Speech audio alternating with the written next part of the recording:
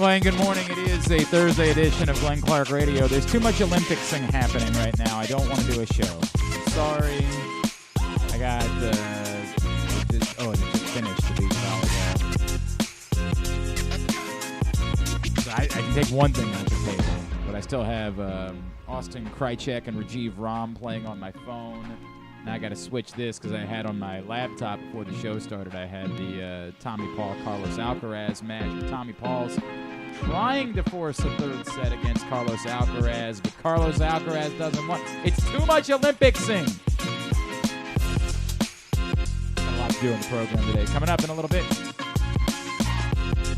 going to learn more about some of the newest Orioles. Seranthony Dominguez, Gregory, Soto, Cristian, Pache all come over from the Philadelphia Phillies. Former MLB catcher and Phillies TV analyst Ben Davis will join us in just a bit. Later on this hour, we're going to preview Navy football. They've got FanFest and Media Day coming up on Saturday. Head coach Brian Newberry joins us for the first time this season. This morning, my friend, I just saw him, ended up hanging out with him at OAR on Saturday night. Delegate Mike Griffith is going to stop by the studio, obviously, in this print issue of Press Box, which is still available for like another 2-ish weeks. You can get to your neighborhood Royal Farms under the hundreds of locations around town where you find Press Box, and you can read it. That's Westmore on the cover. And we'll have some of the same conversations today with Delegate Griffith, topics where politics and sports meet. The lease agreements, the future of horse racing, things like that. We'll do that with the delegate a little bit later on in the program. And we'll make a weekly trip to Bowie to chat with a member of the Baysox. This week, Logan Rinehart joins us, who's having an outstanding season out of the bullpen for Bowie, so we will chat with him. So all that coming up on the program today. But before we do any of that, let's do good, then we'll do bad. All right? Let's do pleasant first. The pleasant was that ruled. Like, that ruled. Yo. Happy holiday. What a moment, man. Look, Jackson Holliday presumably is going to hit a lot of home runs and, I hope hits a lot of grand slams during the course of his career. But given everything he's been through this season, the difficulty, the controversy about him not being on the opening day roster, and then them seemingly forcing him onto the roster to try to take advantage of the PPI program, it not working out, getting sent back down, then the injury, all of it, and mostly because he was carrying the albatross of, what was it, 1 for 30? I don't even remember what it was when he was up. God. It was like 2 for... The point is, all of that, in that moment, it had to feel like a 10,000-pound gorilla was being lifted off of your shoulders. And Jackson Holliday's smile could feed families. That smile, that, right, I do belong here. Right, I can help this team. All of that weight being lifted off his shoulders and the smile that came from it, that ruled. And, I mean, like, as pointed out, he was still smiling in the dugout. He was still smiling when he went back out there defensively. It was awesome. That was an awesome, awesome moment. It's not hitting a home run in your major league debut. It's not hitting a home run for your first major league hit, but in a way, it's almost more meaningful because of the difficulty he went through. Because he had to be faced with failure for the first time in his life. And then responding to it and delivering in that moment. And truthfully, I'm pretty sure the other one was a home run too. I get it. This is the shame about not having more. Like, who would ever think that you need to have a hard camera angle directly at the yellow line on top of the wall down the foul line or down at the foul pole? If you did, my gut tells me we see that ball made contact with yellow. That's my gut. But when they showed it, as much as everybody is reacting like that was a home run, my initial thought is there's no chance in hell they're overturning it because it is not as definitive, that camera angle, as we want it to be. And they didn't, and that's what it is. Still, the Grand Slam kicked ass. Jackson Holliday for the first time in his life. And I'm sure this is just as important. Like, if you think the smile for hitting your first Grand Slam is something, the smile that he's going to have on his face when he finds out that he's up on the board for the first time here in the studio, I can't even imagine. Like, I bet he didn't sleep last night. I did. I mean, I guess I wouldn't either. I guess I said he was man of the match, so he kind of knew he was going up on the board. Still, waiting to see yourself up on the board, I can't even imagine. Jackson, there you go, man. Up on the board for the first time, Jackson Holliday. History made. Man of the match for the Orioles, 10-4 win over the Blue Jays yesterday. That was awesome. As far as the rest of the game is concerned, and then, yes, we will get to the Jordan Westburg stuff, unfortunately. As far as the rest of the game was concerned, in general, good to see the Orioles productive offensively. They should have been, considering they're facing Paolo Espino or Espino. I already forgot. Espino, you got it. He might end up being really good at some point. I don't know. But right now he is not. And so they needed to take advantage of him the way that they did. And, they did. That's the good news. Grayson Rodriguez, again, looking like a guy who is certainly good enough. And that does go down again as a quality start. But it's the context. It's you want him to look like an ace. And when he started to give some of it back, you're like, oh, come on, man. Like, show us. Because that world where there's no Corbin Burns next season, with all due respect to Zach Eflin and Trevor Rogers, while you do have more of a potential rotation lining up for next year, you really need the guy that's going to be the dominant guy at the top. And you want that to be Grayson Rodriguez, and in moments it looks like it can be Grayson Rodriguez. He's just not showing you ace. He's showing you really good, solid number 2. He's just not showing you ace yet. Look, still plenty of time, but that's what I would say.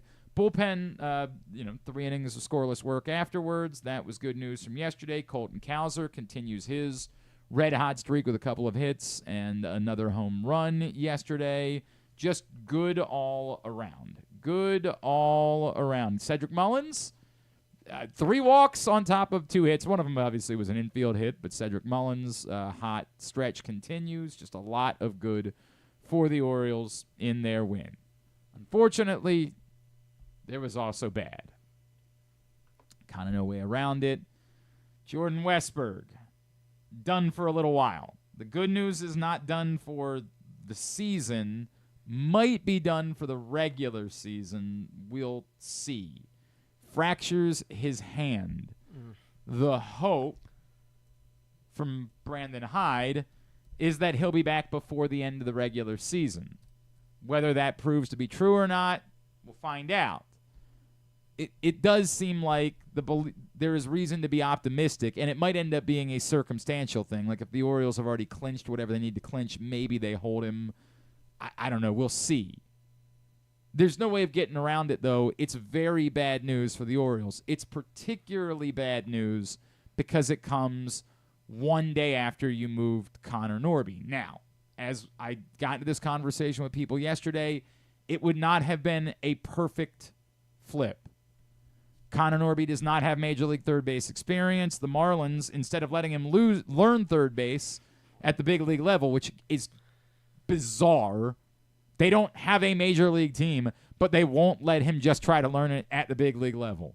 Bizarre. Still, it's not a perfect science. If you had Connor Norby, you wouldn't feel comfortable immediately putting Connor Norby at third. But what you might feel comfortable about is every now and then letting him have a look at third, and every now and then maybe bumping everyone over every few games. Gunnar Henderson plays third, Jackson Holliday plays short, and Connor Norby plays second in order to give you the infield depth that provides you an extra major league bat instead of turning to Livan Soto for your infield depth. Now, to be fair, Livan Soto had been very good in the minor leagues. He had been putting up numbers. 751 OPS, but still.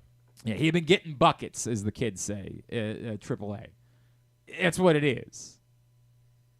I'm a little bit surprised, as we talked about the roster issues, that the Orioles maybe didn't use this injury to instead try to force everybody on the roster for the moment and then deal with it later. Like, they still have to get Eloy Jimenez on the roster. And that probably is Heston Kjerstad, but I don't like saying that. And again, we were reminded that Mike Elias said Heston Kjerstad's going to be a big part of things in the second half of the season. How? No idea. No clue how that would be possible, because even if he were to be on the roster, you're just not sure where his playing time would come from. I don't see it. I assume that's the move. The second question is, are you putting Slater on the roster? You traded for him. I don't get it. We talked about all this yesterday. I don't feel the need to rehash it today. This could have provided you the opportunity to go ahead and put Slater on the roster for a couple of days and then deal with it. But the moment you do that, you are committing to Ramon Urias having to play literally every day. The only backup infielder you would have would be, I guess you could throw Ryan Mountcastle over at third in an emergency. He's obviously had experience both at third and at short in the minor leagues, but yeah, why? That would be an emergency. It would be somebody got hurt during a game. You had no choice. You just had to put him over there, and whether it was Arias getting hurt, then one of those guys moves. That's what it would have to be. You want to avoid it at all costs, right? So I'm still surprised they wouldn't try to take advantage of it just to get all those guys on the roster for a couple of days and then maybe solve this, unless they already know they have a solution. Unless internally they genuinely are so convinced that Austin Slater is clearing waivers that it's not an issue for them. I'm a bit surprised by it. And at some point, Livan Soto's spot might belong again to Terrin Vavra. It's just that, they called Terrin Vavra up for a day, so they have to send Terrin Vavra back down. Now, the injury could bring him right back. I guess that is the interesting part, is that they could have done this with Vavra. They chose to do it with Soto.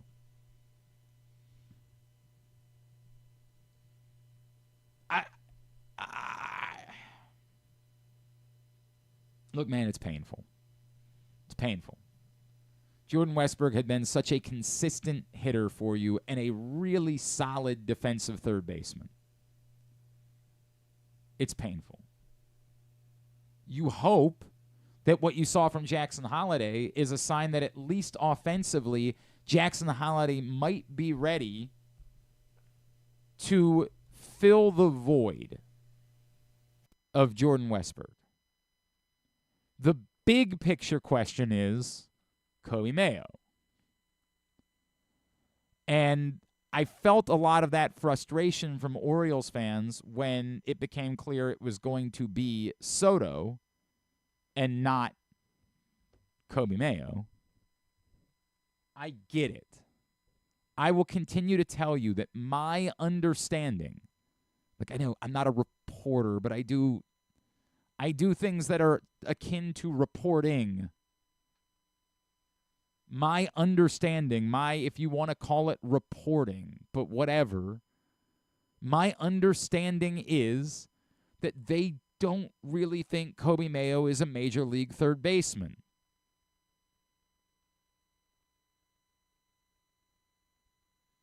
It also appears evident that they would like to keep Kobe Mayo down long enough to protect his rookie status for next year so that they could take advantage of the PPI program next year.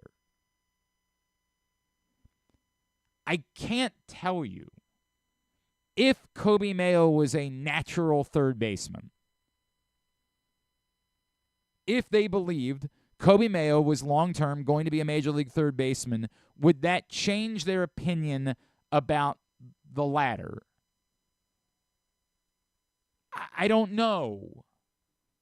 I couldn't surmise that because they won't talk about that. They won't tell you they're keeping him down because then it's them acknowledging they don't have one of their best players on the team, and they won't do that. I can't surmise if they genuinely believe Kobe Mayo was an everyday regular third baseman, would that supersede their interest in keeping him down to protect his rookie status for next year? The other question is, Does the injury to Westburg just force them to reevaluate? Not today, but at some point. If Ramon Arias goes back into an offensive funk, he got another hit off the bench yesterday because, of course, he did. And he's going to have to play. So, like, if y'all have been – I don't know any – I don't understand why anyone ever roots against a player on their team. But I have sensed a little bit of this with Ramon Arias. Like, people are just kind of done with him, so they kind of want him to struggle to the point where the Orioles will let him go. I'm never okay with that. I get your opinion. I have shared your opinion, but he's on the team. You root for him to succeed. Those are good if Ramon Arias is a rock star, that's a good problem to have. He's hitting 341 in July. Yeah. He's been really good at the moment where you believe that his roster spot was no longer warranted. But if Ramon Arias starts to struggle again offensively, then this question does come back into the picture.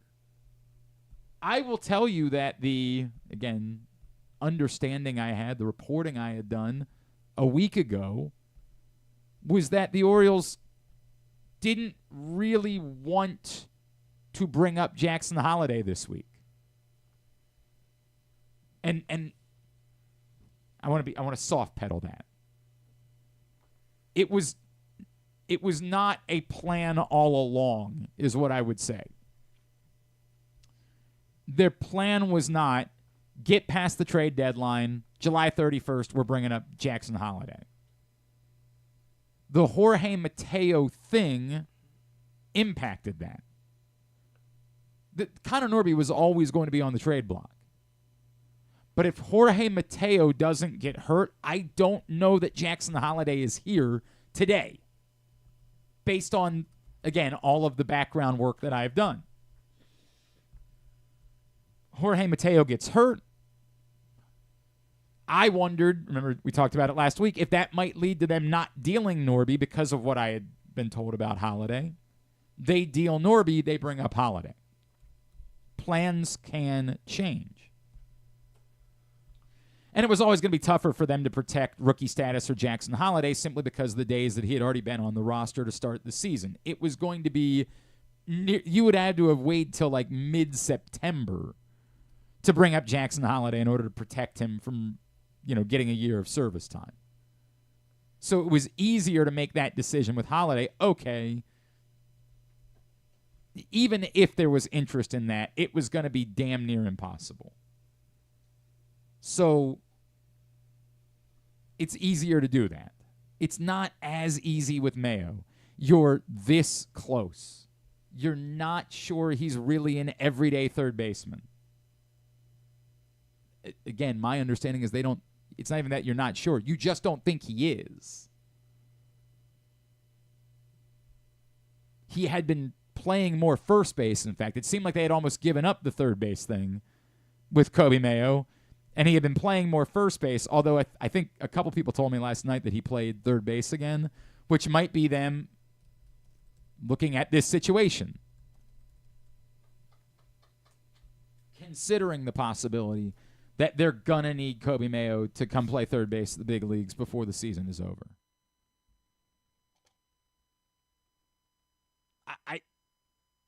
For now, they're going to give Livan Soto a shot. My guess is Terrin Vavra is still in the conversation. My gut tells me this will not be what forces Coby Mayo. But, again, if somebody starts struggling, if there's another injury, perhaps that changes. And we all know that Coby Mayo is going to be here one way or the other before the season is over. It's just that, unfortunately, his path is blocked. They didn't clear up the actual spots where you would be comfortable letting him go out there and play. So we will see how that plays out over the course of the next couple of weeks or days. I mean, that's the right. They could change their mind about that tomorrow. They're doing what they're doing for now But if they all get together and say, we don't like the idea of Arias playing every day, then maybe that changes. Given how he's been performing of late, I don't know why they would do that. As Grant just pointed out, he's hitting 340 in July. With like a 9 OPS. It's been really good. They're going to let him play every day for a little while. He's making hard contact. That's just the way it's going to go. He's going to play. And they're going to try to ride that out. And maybe they can. Or maybe, again, 2 weeks from now, we revisit this and Ramon Arias is terribly scuffling. And then we're going to have a different conversation at that point. But for today, it's going to be Arias, and Soto is their reserve infielder. What happens next, we'll find out. You need Jackson Holliday. You were hoping that Jackson Holliday could help your offense on top of Jordan Westburg. Now you need Jackson Holliday to ignite your offense a little bit more because you don't have Jordan Westburg. It does change the reality for Jackson Holliday. Like that was, you were hopeful could be an offensive boost. Now you need it to be an offensive boost. Or you need Ramon Arias to continue to mash. Gunnar Henderson's defensive struggles would be the one other story that is not going away.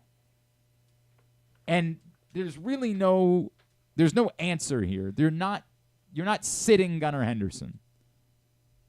Is it possible you wanted to let him DH a day once, again, in the world where you have Jordan Westburg, maybe you were thinking perhaps we could let Gunnar Henderson DH a couple of times, just give him a little bit of a break. I don't know that you're going to look to do that now. Unfortunately, he's going to have to just keep playing and try to work through whatever's been going on of late defensively. It's a bummer because you know Gunnar Henderson's a better defensive player than this. But it's what's happening. And he's going to have to just work through it. And, the good news is the offense has come back. After that little dip coming out of the All-Star break, he's been hitting again. So hopefully that will continue.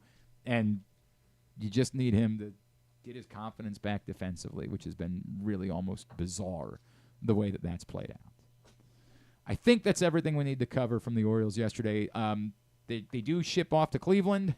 So after a bit of a respite in the schedule with Toronto, a barn burner of a 4-game series coming up this weekend against the team that I think a lot of people are defaulting to as being the best team in the American League right now. We believe Trevor Rogers is starting tonight. They haven't announced the starter, but they've announced all the rest of the starters this weekend. It's Trevor Rogers starting tonight. Trevor Rogers will make his Orioles debut this evening against the Guardians in Cleveland. Does there still need to be a corresponding move? Or? Yes. Okay, then we'll find that out, too. I thought that might have been why Birch Smith came into the game last. Like, that was their way of saying, hey, Birch, love you. Get in here, give us an inning, and then we'll see you when you see you. I presume that's the corresponding move. I guess it could. Suarez, I would assume, can be optioned, right? Like, he had a minor league deal. Can you option Albert Suarez? I don't. Man, this is where I end up at seeming like an idiot because I don't know what I'm talking about. I'm sorry. I'm trying to look at who else has options at the moment. So Suarez, no, sorry, you can't option Suarez. The only guys with options are Aiken and Cano. Yeah, it's going to be Birch Smith. That's the answer. Yeah, let's not kid ourselves. Birch Smith is the answer. He has an option. He's getting optioned. End of story. That's today. And by the way, Birch Smith was very pleasant during his time with the Orioles, and who knows? He might be called upon again before the season is over, but Birch Smith will be headed back down today to make room for Trevor Rogers. There's no doubt about that. All right. So, a couple, just real quick, today's show is also brought to you by the Stan the Fan Variety Hour. If you missed Stan, Ross, and Luke this week, breaking down all of the moves, you can find that Facebook.com/PressBoxSports. Click on the videos tab. Go to YouTube.com/PressBoxOnline or PressBoxOnline.com/video. We know the Orioles made a bunch of trades this week with the Philadelphia Phillies. Let's find out about some of the new players they acquired. We actually had to do this a little bit earlier on because of his schedule, but an opportunity to catch up with Phillies TV analyst and former MLB catcher Ben Davis right here on GCR. We're joined now here on GCR by a man who, I guess, like the Orioles and Phillies have become kind of strange bedfellows over the course of the last week or so. And we're going to learn about a few of the newest Orioles right now from NBC Sports Phillies analyst and former MLB catcher, Mr. Ben Davis, who's back with us here on GCR. Ben, it's Glenn. It's good to chat with you as always, man. Thank you for taking the time for us. No problem. Thanks for having me. I appreciate it. Ben, lots of places to start. If I could, I want to go to Seranthony Dominguez first because, admittedly, I was on board. Hey, Austin Hayes probably not going to be an Oriole long term. Trying to use an asset to get something that can be helpful. That's a good thing. I was chatting yesterday with Saris from The Athletic, and he was looking at Seranthony Dominguez's stuff plus and said, I think Seranthony Dominguez could actually be a back end of the rotation option. Like if this continues to go south with Craig Kimbrell, I think he could be a closer option. Is there a chance? I know the Phillies bullpen was loaded and he was kind of lost in the shuffle. Is there a chance he's that good that he's more than just an arm? Yeah, there's that option. The optionality. We always like to use that term. Yeah, there is that optionality for him to do that. Lord knows he's got the stuff. He's got the big arm. He can sink it. He can cut it. He's got a good slider and a decent changeup when he's throwing it right. The only problem with him is he can be just a little combustible. I think he tries too hard at times, and he overthrows. When he misses, and this is something you guys can keep an eye out for, but his miss is always kind of glove side down in the dirt. So down and away to a righty, down and into a lefty, and he just goes sideways, and then he just starts yanking everything. And that's usually his miss. When he is on, he's staying on line. He's staying on line towards home plate, and he's throwing the ball through the catcher's mitt, not just to it. He has the stuff. He's always had the stuff, and when he came back from his Tommy John a couple years ago, he feels great. It's just a matter of him just staying within himself, trusting himself, and just realizing, I have really good stuff, and I don't think you're going to get a hit. But when he does that, he's so much better when he's in the strike zone. And hitting is hard enough, but then you got to hit 98 to 100 with sink or cut. It doesn't always have to be pinpoint to get guys out. If he realizes that, he's going to have even more success. So everything you say there is interesting, Ben, because I like the stuff, but the temperament is the part that concerns me. Just in the context of someone that maybe could be using. Look, the Orioles are certainly hoping that Craig Kimbrell can right the ship, but I don't need to tell you that I don't have a whole lot of faith in that myself. Is the temperament of Seranthony Dominguez? When you say that he hasn't trusted himself, I don't know. Does that smell like someone who could close? Yeah, that's the always thing. Does he have the makeup to be that ninth inning guy where there's no net? There's no safety net when he's pitching that ninth inning. There's times when he looks out there, he's cool, calm, and collected. And other times he looks like he's just going at I had a basketball coach in high school who said, we're always going at 78 speed. I'm really dating myself. But at the speed of records, when you put on 78 speed, you're just going out of control.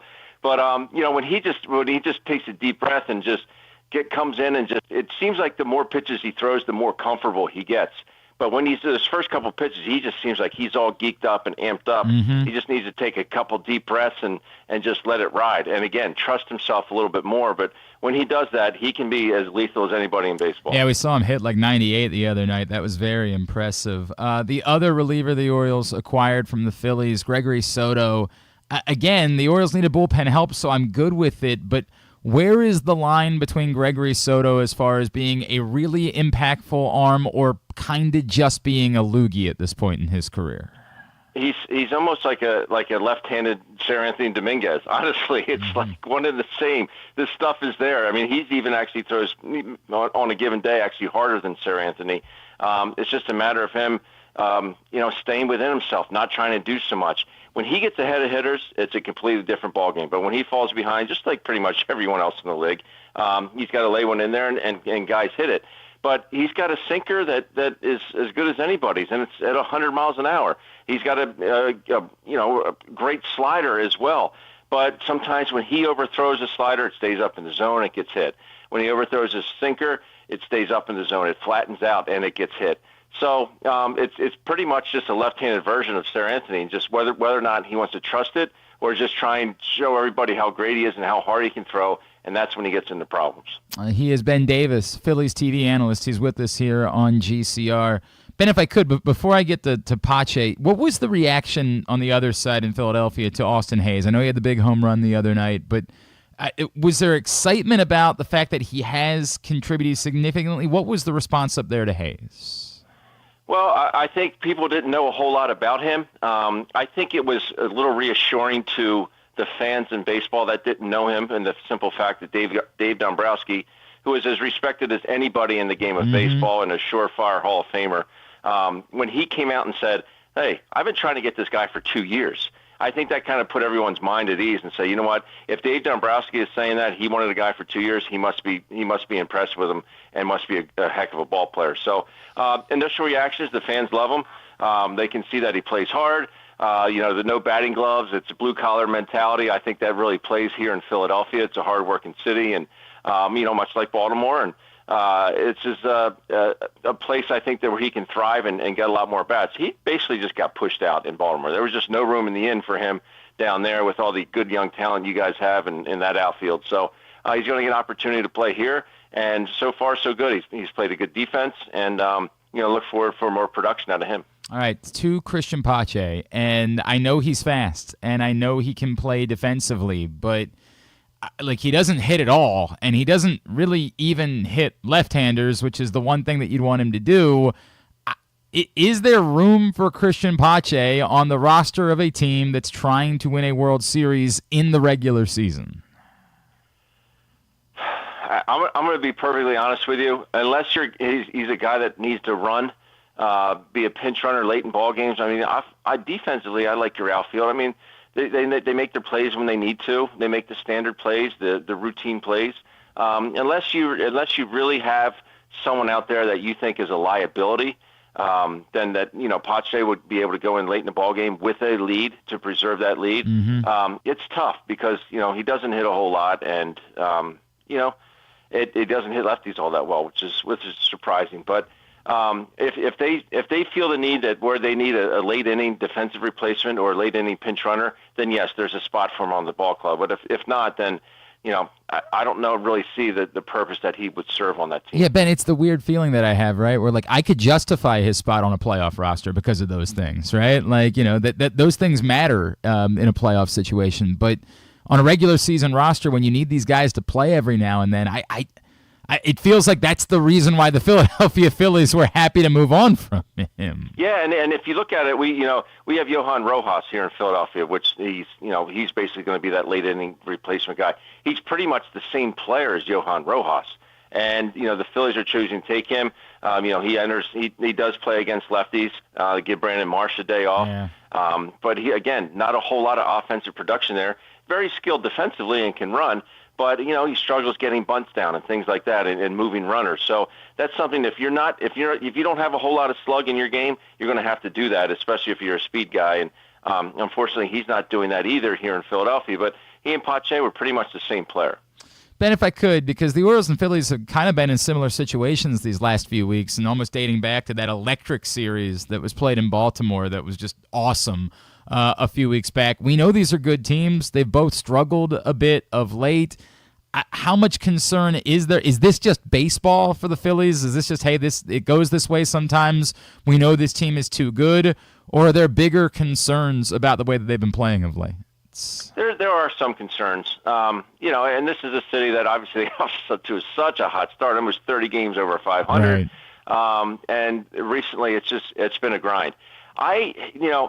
You're talking about two ball clubs in the Phillies and the Orioles that they hit a lot of home runs. And I equate them to, and I said this on the postgame show the other night, they're almost like a three-point shooting basketball team. If those threes are going down, that's awesome. Right. It's great that those threes are going down. But if they're not going down, you have to find other ways to score. You got to pick and roll. You got a backdoor cut. You got to, you just do different things on the basketball court if those threes aren't going down. Well, if you're not hitting the ball out of the ballpark, then you're going to lose a lot of ball games if you can't find other ways to score. If you don't hit and run, I was very impressed with the Guardians just came in before. Before I'm trying to think who the Phillies just played. The Yankees. Before the Yankees came in, the Guardians came in. That ball club, they don't hit a lot of home runs, but man, they steal bases. They play good defense. Their bullpen is ridiculous, best in the American League. But I was very impressed with the way they battled up there. They didn't strike out a whole lot. And they find ways to win ball games, and the reason they have one of the best records in all of baseball. So this is a team, I think the Orioles and the Phillies, they have to find other ways to score. And right now, the big guns for the Phillies are not getting it done. Bryce Harper is really, really struggling. He's down in the low 270s now. He was just at 300 like 2 weeks ago. So it's been a grind for him. Schwarber's getting it going a little bit. It's been a real grind for Trey Turner, JT Realmuto. Nick Castellanos has picked it up a little bit. But, these guys, there's a reason they always have $1 billion payroll for, certain players on this ball club is for them to produce. Right now, they're not doing it. So, yeah, there is a little panic up here in Philly. At Ben Davis, NBCS on Twitter is how you can follow him. Ben, really appreciate it, man. Thank you for taking a couple of minutes for us this morning. My pleasure, Glenn. Glad I could hop on with you. There you go. About as nice a way as he could possibly say when it comes to Cristian Pache. No. He's just don't see it. Don't see that. And we will see, again, maybe they choose Slater over Pache. We will see what the Orioles end up doing. I keep trying to see if there's like an update coming. Nothing so far. We will see. I assume that they obviously, as we pointed out, in order to get Trevor Rogers on the roster, they have to make a move today with Burch Smith. But I would assume they're going to do something with the position players as well. Thanks to Ben Davis for taking the time for us. When we come back in, we're going to switch gears a little bit. Navy football Fan Fest comes up this Saturday. Let's preview the mids. Our friend Brian Newberry, Navy football coach, joins us next on GCR. Frederick Keys baseball is back. With 30 more home games beginning on July 2nd, the Keys are excited to welcome you back to Nimio Field at Harry Grove Stadium. We want to see you there.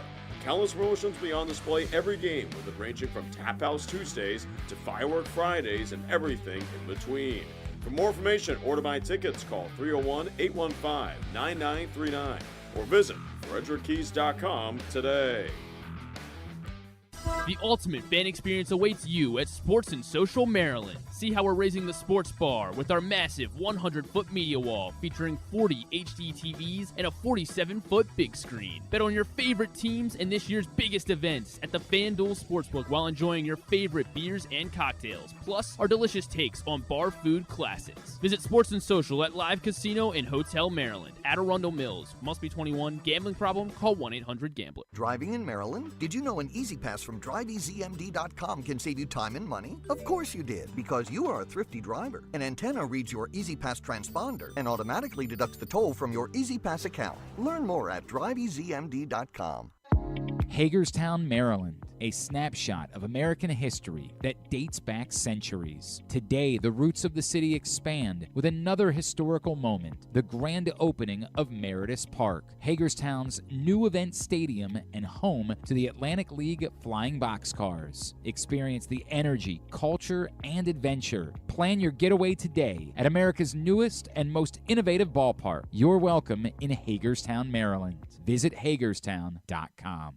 Treat yourself and taste the Baltimore tradition that is the legendary Costas Inn. Hey, it's Stan the Fan Charles. For over 50 years, the Costas Inn has been a Baltimore original, dishing out their legendary fat, delicious, award-winning crab cakes and steamed crabs. It's crab season, so sit back and crack some crabs while watching the Birds pursue another divisional title on Costas' 15 TVs. On Monday night, the Costas Inn offers their half-pound jumbo lump crab cake with two sides for under $30. So head on down to the Costas Inn today at 4100 North Point Boulevard or visit them at CostasInn.com.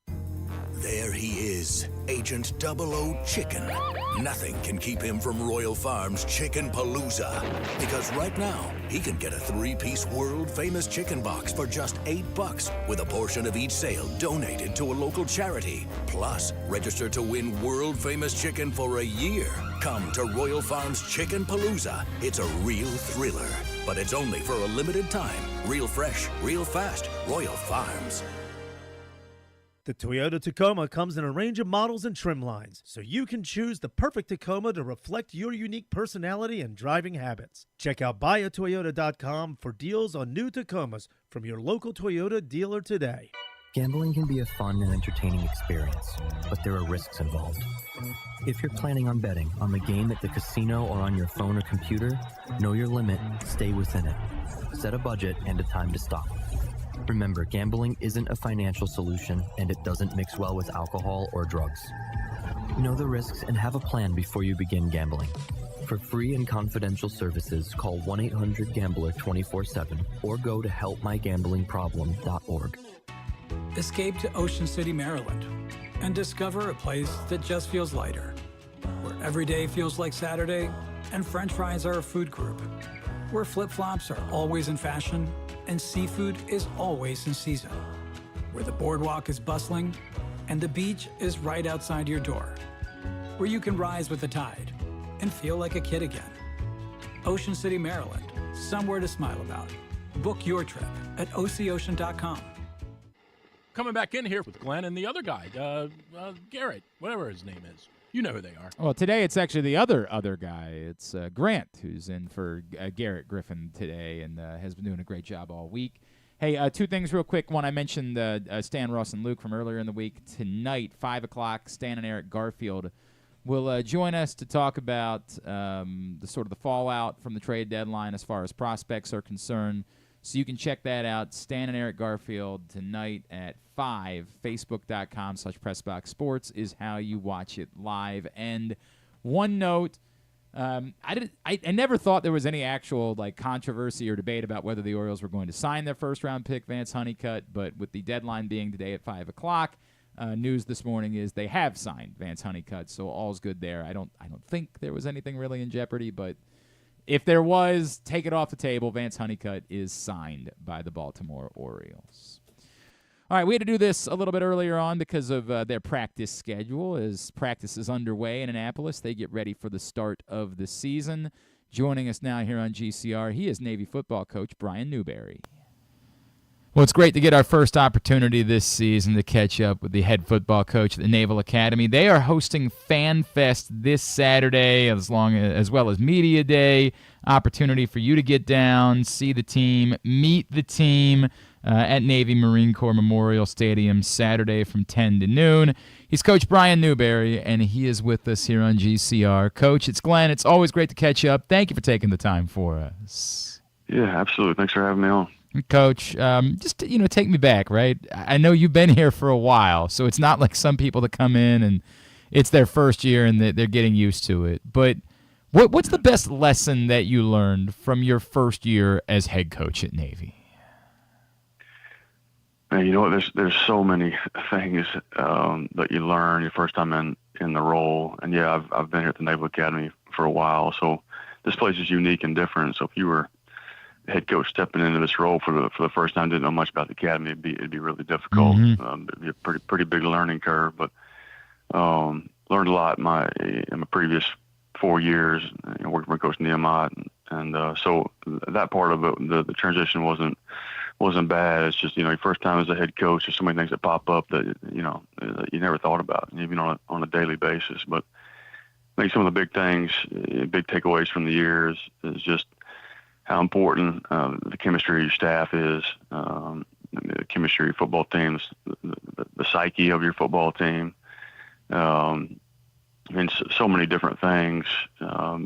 Winning is hard. The margin for error is very, very small, especially here at the academy. And the thing that we didn't do a good job of last year, we weren't a real disciplined football team. Mm-hmm. It was way too many self-inflicted wounds, pre-snap penalties, things of that nature that you just can't do here at the Naval Academy. And so we put a renewed emphasis on those things, and we want to be one of the most disciplined teams in the country. And traditionally, Navy's been one of the most least penalized teams in the country. I think we were middle of the conference last year, which is not acceptable for us. So a lot of things to clean up, a lot of things that you learn, and things you can certainly do better. And I certainly feel more comfortable in this role. I think, I told somebody the other day, it's the first time in a year and a half where I felt like I could really breathe, just because I feel like our staff's in such a great place. Our players are in such a good place. We're a year and a half into strength and conditioning program that's new to our players. And so so many things are a process, and we're so much farther along with that process now than we were a year ago. So I think we're a much better football team right now. I think we look different. We're moving different. Players have clear eyes. We've had some continuity around here on the defensive side of the ball. A lot of players back on that side. Got a good amount of players coming back on offense as well. Really pleased with the job Drew Carnick's done. A short amount of time he's been here, and they're much farther ahead at this point than I thought they would be. So all arrows pointing in the right direction up to this point. I know, it's you didn't come into like a cupboard was bare situation. It's not like at other places. But can you look back on that and say, hey, if that was the floor, if the floor was we were really competitive, we were right in it to the end of the year, I'm good with the overall trajectory of the program? Yeah, you're speaking of just the overall season last year? Yeah, exactly right. Yeah, no, I was disappointed. Okay. Some of the things that I mentioned earlier, my expectations were high, and we're just 2 or 3 plays away from being a 7-win football team, and a lot of those plays were just self-inflicted wounds, and football is 25% of the game is chance and luck and breaks, and we weren't able to stay healthy. We played 4 different quarterbacks offensively, and we're banged up on the offensive line for the majority of the year, and that's not to make excuses, but those are some of the things that played into some of our issues. But yeah, so we won one more game we did the year before, but that's not what I was aiming for. We're always trying to maximize who we are and be the best version of ourselves, and I didn't think we did that. I really didn't. So to me, it was a disappointing year. But yeah, we were close. We weren't far off. Let's follow up. We're chatting with Brian Newberry, Navy football coach. You brought up, obviously, your new offensive coordinator, Drew Carnick. I guess let's talk through 2 sides of it. First, why? Why was he the guy that you wanted for that role? And then number 2, I guess kind of take me through. Like, I would assume this is still going to be an academy offense, right? Like, I don't think that you can change. You can't rewrite the script, can you? Right. No, we're not going to the spread, obviously.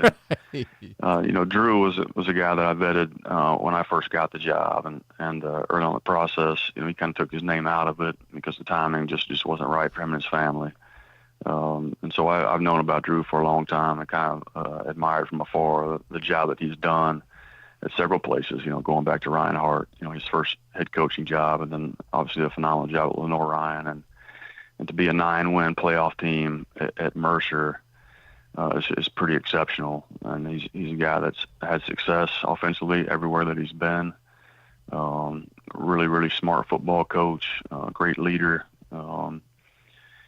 He's shown the ability to adapt and evolve to his players. The system they were running. You watched last year's Mercer film, and it looks very different than what he was doing at Lenore Ryan and before that. And he kind of evolved that way because of his personnel and for recruiting reasons and some of those type things. But his roots are in a winning T system, and yes, the formula doesn't change around here, and it's going to look a little different, but to be able to run the football, possess the ball, chew the clock up, keep our defense off the field as much as possible.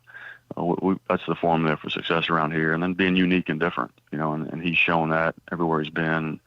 Super creative. So some really good things. You call it the sling tee or the millennial wing tee, whatever you want, with some triple mixed in there as well, with a very simple but complex passing game off of those things. It's a proven system that he's had a ton of success with. I think he's a really smart coach, a great play caller, knows how to attack what people are doing, and so it was really this time around a no-brainer for me, and consider it one of the best recruiting jobs I've done, because it took about 2 weeks to get that done, and so I know he's fired up to the point. Like, he had a pretty good job, right? Like, this was not a sure thing that it was just an easy decision to make. Yeah, and no question. And his parents live down in Georgia. His wife's parents, Amelia's parents, are down there. That was home for them. And like you said, he had a good job, sitting head coach and coming off of a playoff year, and signed a new contract down there. A lot of good things going. And turned me down the first time, but I knew he wanted to do it. So I I kept hammering away, and eventually got it worked out. And I know he's tickled to be here, and already loves this place, and loves the young man he gets to coach on a daily basis. Coach, I want to ask you about Blake, but I guess I need to start the conversation by saying, is it definitively Blake? Like, is there? I know there's always a level of competition, but is Blake definitively your quarterback going into the season? Yeah, he's definitively the number one right now, but that's not to say there's not a competition. Sure. Between him and Braxton right now, and I think those are two guys that have made a ton of progress. I think the two guys that we can win with. We got to continue to get better, obviously, but I think both of those young men have a really good grasp and a really good comfort level with what we're doing offensively right now. And now we're going to have to find some depth after that in these next 4 weeks. Talk me but through. I feel really good about those two guys. Yeah, I want to start. So Blake specifically, Blake Horvath. What did you see from him? What made you say, like, this is our guy? This is the one, to at least take the number one spot moving forward. Yeah, because he took control and command of the offense in the spring, and he looks comfortable out there. I think he's made a ton of progress. Drew's done a great job with him. Ivan has done a great job with him. He's throwing the ball better. He's changed his body, in the off season. Last year he was, for all intents and purposes, he was a redshirt freshman. Right. It broke his hand early on, and I don't know that he ever had any real comfort level with what we were doing last year in a new system, and we were a little bit all over the place. For good reason, but I just think the comfort level, and he's a really good athlete. What he showed in the spring to me is his ability to make plays and extend plays and do some really, really savvy things. I think he's really cerebral, really smart, has all the tools, and he's just going to continue to get better and better. Obviously, your calling card, the defensive side of the ball, you guys, have been very good. But it really does jump out at me, the leadership that you have on that side of the ball. Guys like Ray Lane and guys like Colin. Like, how much easier is your job? Because it seems like it just continues. It goes from one leader to the next, and obviously, it's a place where it's pretty. I guess there's something about the Naval Academy and finding leaders too, right? Yeah. Yeah, we got a bunch of good ones, and it was a struggle to pick the captains this year because of that, which is a good thing, and I think it's one of the reasons why I feel good about our football team right now is because of that leadership. You talk about coach-led teams can be good, but your player-led teams are the ones that can be special. And I think that's what we are right now. But yeah, I feel good about where we're at on defense. We got 7 returning starters and a lot of guys that played a lot of snaps for us. A lot of talented young players. Landon Robinson had a tremendous offseason that knows. I think he's going to come into his own this year. And having Ramos back is big. Ray Lane's an exceptional athlete, and Biddy Williams has played a bunch of snaps back there. We've got depth at corner, which we since 19 when I got here we've not had. So there's a lot of really positives going on right now, and just there's a standard on that side of the ball and an expectation of how you play in regards to your effort and your physicality, and like I said, we've got good continuity on that side of the ball, and it's partly because of the players. I feel good about it, but it's also because of the staff and the job that Coach Volker's done taking over as the coordinator, adding a few of his own wrinkles. And I think he's, one of the best things about getting promoted here was I think I was more excited to promote PJ to coordinator than I was to step into the head coaching role, because he's outstanding. It's been a long time coming for him, and the entire staff on that side of the football is just the way they work together, and it's a beautiful thing. I know how much the guys over on that side, and I've heard from plenty of them over the years, how much they love PJ, so that's really, really cool. Yeah. Coach, you mentioned earlier, obviously, the penalties from a year ago, the self-inflicted wounds. Is that the single biggest, like in making that next jump and going from competitive to, competing to win the conference and making sure you get the trophy back, the big goals that you guys have? Are there other things that stand out to you that are going to be the biggest in terms of make or break in reaching those goals this season?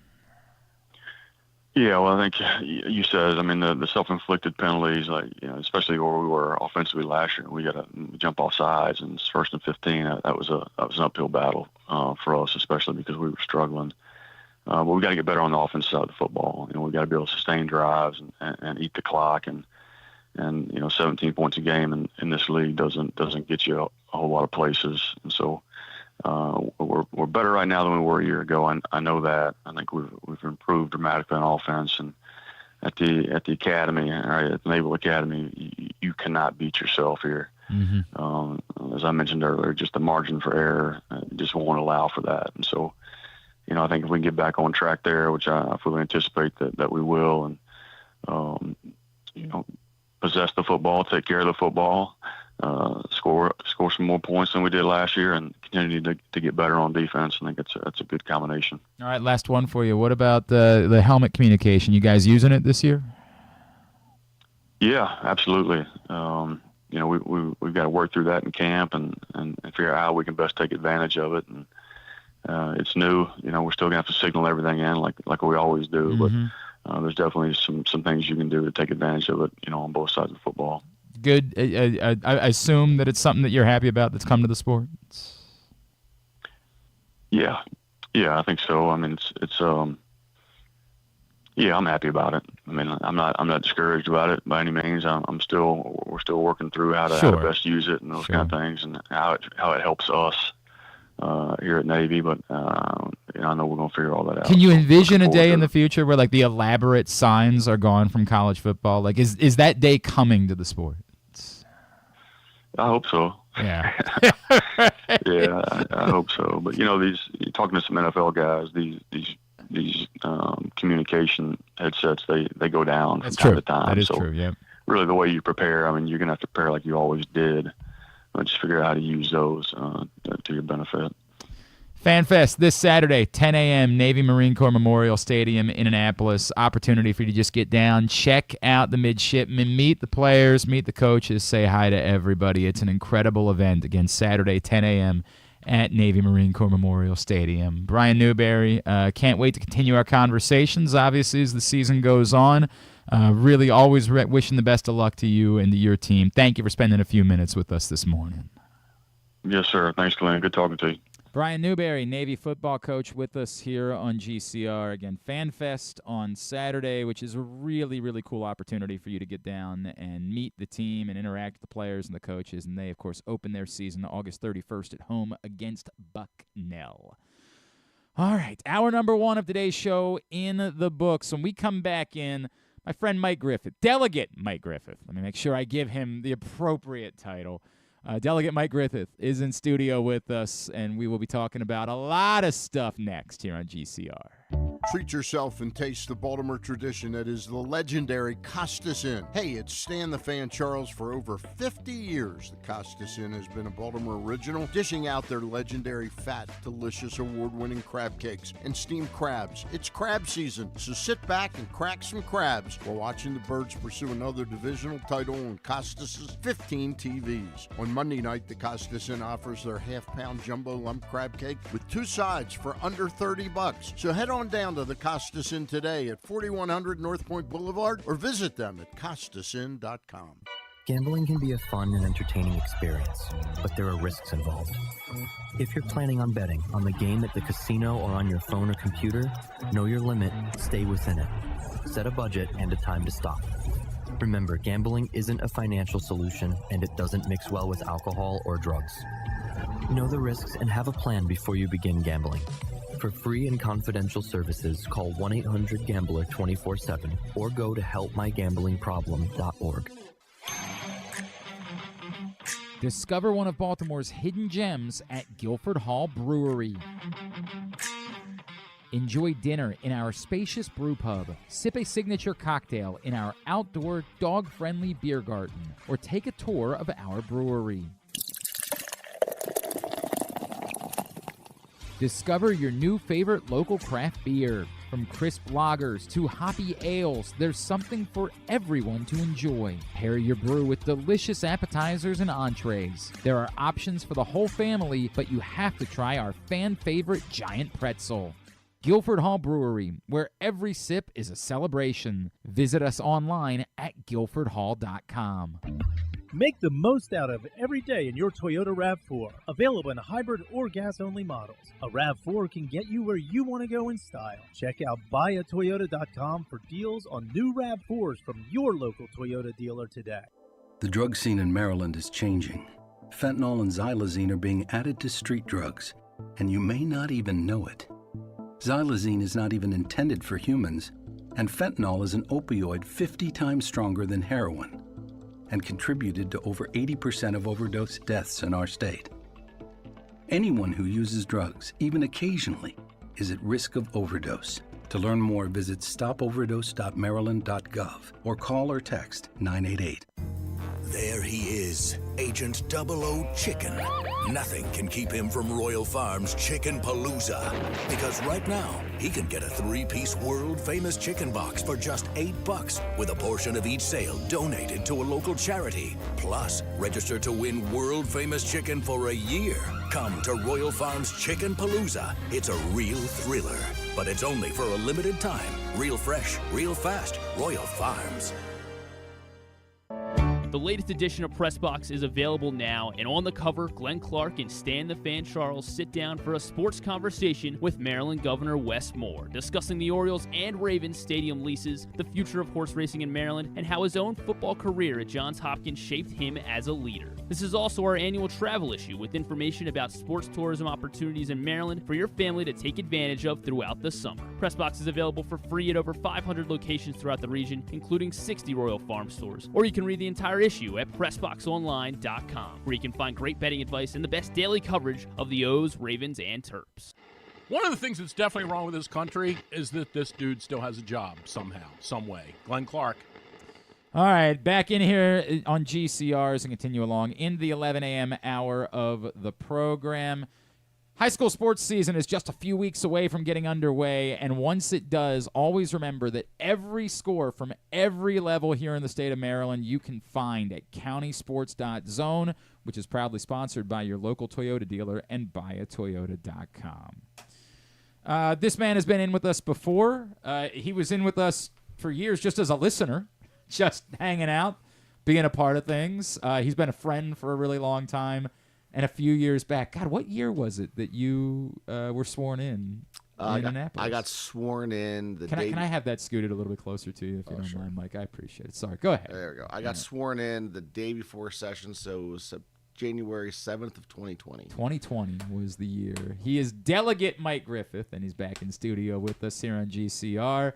It's good to I say it's good to see you like we didn't just see each other a couple of nights ago, but it is still good to see you. But it is great to see you. It's great to be here. Thanks for having me. Delegate Griffith, very kindly. So for those of you, last week my family went through a lot. We had a lot going on, and I was supposed to go see OAR with my wife on Saturday night at Merriweather, and she, just given the fact that we had a kid in the hospital, that was not going to happen. But once it looked like my older son was improving, I said, hey, the younger son was really a huge Fits in the Tantrums fan. And she was like, take him, go, 100%. Oh, man, he's had a tough week too. Take him.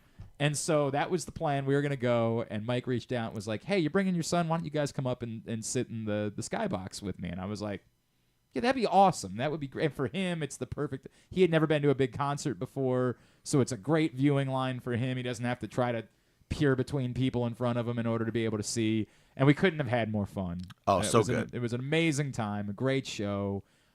He got through a lot of it, but then he crashed. He crashed hard. He was out. And what's great about seeing OAR in Merriweather, right? Like I go out of my way. I knock down buildings to go see Dave Matthews at Charlottesville, right? Because that's their home show. Yeah, right. Right? So they bring unbelievable energy at Charlottesville. Yep. OAR does the same thing in our backyard in Merriweather, right? And Peace, Hey Girl, Heaven, Crazy Game Poker, and then Everybody Wants to Rule the World. I mean, like, what a great ending to that show, great energy. And then I look, and there's your boy, completely zonked out. He gave it his best, but he had a long week, man. He had a long week. No, but he was really into it. It was fun to see, and he was having a great time. That was awesome. Yeah, he really that was very kind of you, because it was a much better way for for him and his first concert, it would have been tough. And you just never know. You want to make a good first impression. It's like the first time you take your kids fishing. You really need them to catch a fish. Yes. Because then it's really hard. They need to win. To take them fishing the second time if they didn't catch a fish the first time. That's right. So the first time I took my kids fishing, we were down visiting my late grandfather in Georgia. And 3 minutes in, both of them had caught a catfish. Yeah, and then they're hooked. I was they're like, hooked, no pun intended. I'm telling you, I was just, thank God. Well, same way when I'm playing ball with my boy in the backyard, right? Like he's learning how to play ball. He's learning how to hit. Yep. And I will not stop. I will not let him, stop until he makes contact and has a solid hit and feels good. Okay, now you can go, play in the dirt or whatever. It just goes such a long way to them finding joy in it and then wanting to do it again. And then after the show, he's like, I want to go to shows again. I'm like, okay, it's not always going to be in a skybox. It's not always going to work that way. But yeah, we could probably take you to some more concerts in the future. So we had a great time, man. No, I'm definitely in the stage where my kids from now on, because my seats are for like the Ravens. I'm 10 rows from the very top. Yeah. You know what I mean? But I occasionally have friends that give me better seats. Right. And I occasionally go to those seats. Right. And so it's time for my son to spend a season 10 rows from the top. And you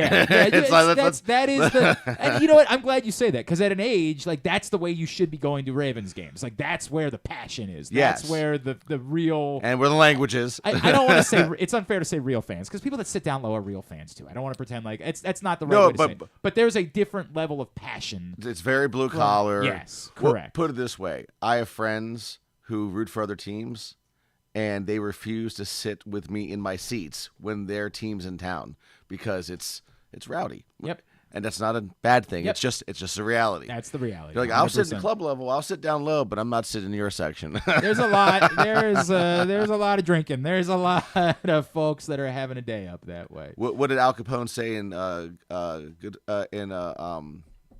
was the not Goodfellas? Godfather? What? No. The Untouchables. Oh, sorry. Yes. He's like enthusiasms. There's lots of enthusiasms. There's a lot of enthusiasm up there. Yeah. Well, and we saw you at the Orioles game earlier this summer. Yes, with our buddy Tyus Bowser, which was awesome. That was a real treat. Enjoyed hanging out with Tyus. He's one of the truly good guys that I've ever had the pleasure to get to know. I'm hoping there'll be some good news coming his way soon. I hope so. I mean, he was. I wish he was still here. I think he has some upside. Yep. But it's. Yeah, it was fun. That was a fun day, and that was a walk-off homer, wasn't it? It was. Yes, was it Mullins? Was that Cedric Mullins walk-off homer? Yes. I can never quit Cedric. Even when I'm like, we just had him on the show obviously last week, and I couldn't help it. I'm like, dude, my kids ask me all the time, who's your favorite Oriole? And I'm like, I like all the Orioles. They're then he's like, but who's your favorite? And I say, my favorite Oriole, Cedric Mullins, period. I mean, to go back to the mob movies, he is the mafia of the Orioles. Every time you want to get rid of him, he does something, you pull him back in because he's timely. He's also responsible for clutch. Every pleasant moment that you've experienced in the last couple of seasons. He's clutch. He's timely. Yeah. He's right place, right time. Love that guy. And there's something for that. There's lots of play. Like, remember A-Rod? It was always like, what's the opposite of clutch? Correct. He'll hit comes up smallest in the biggest moments. Yeah, yes. He'll hit 2-3 run home runs when you're up by 10. Yep. But when Cedric's the opposite. He's flying under the radar, but in the biggest moments he arrives, and there's a place for that. Always that guy. Man. Yeah, I love it.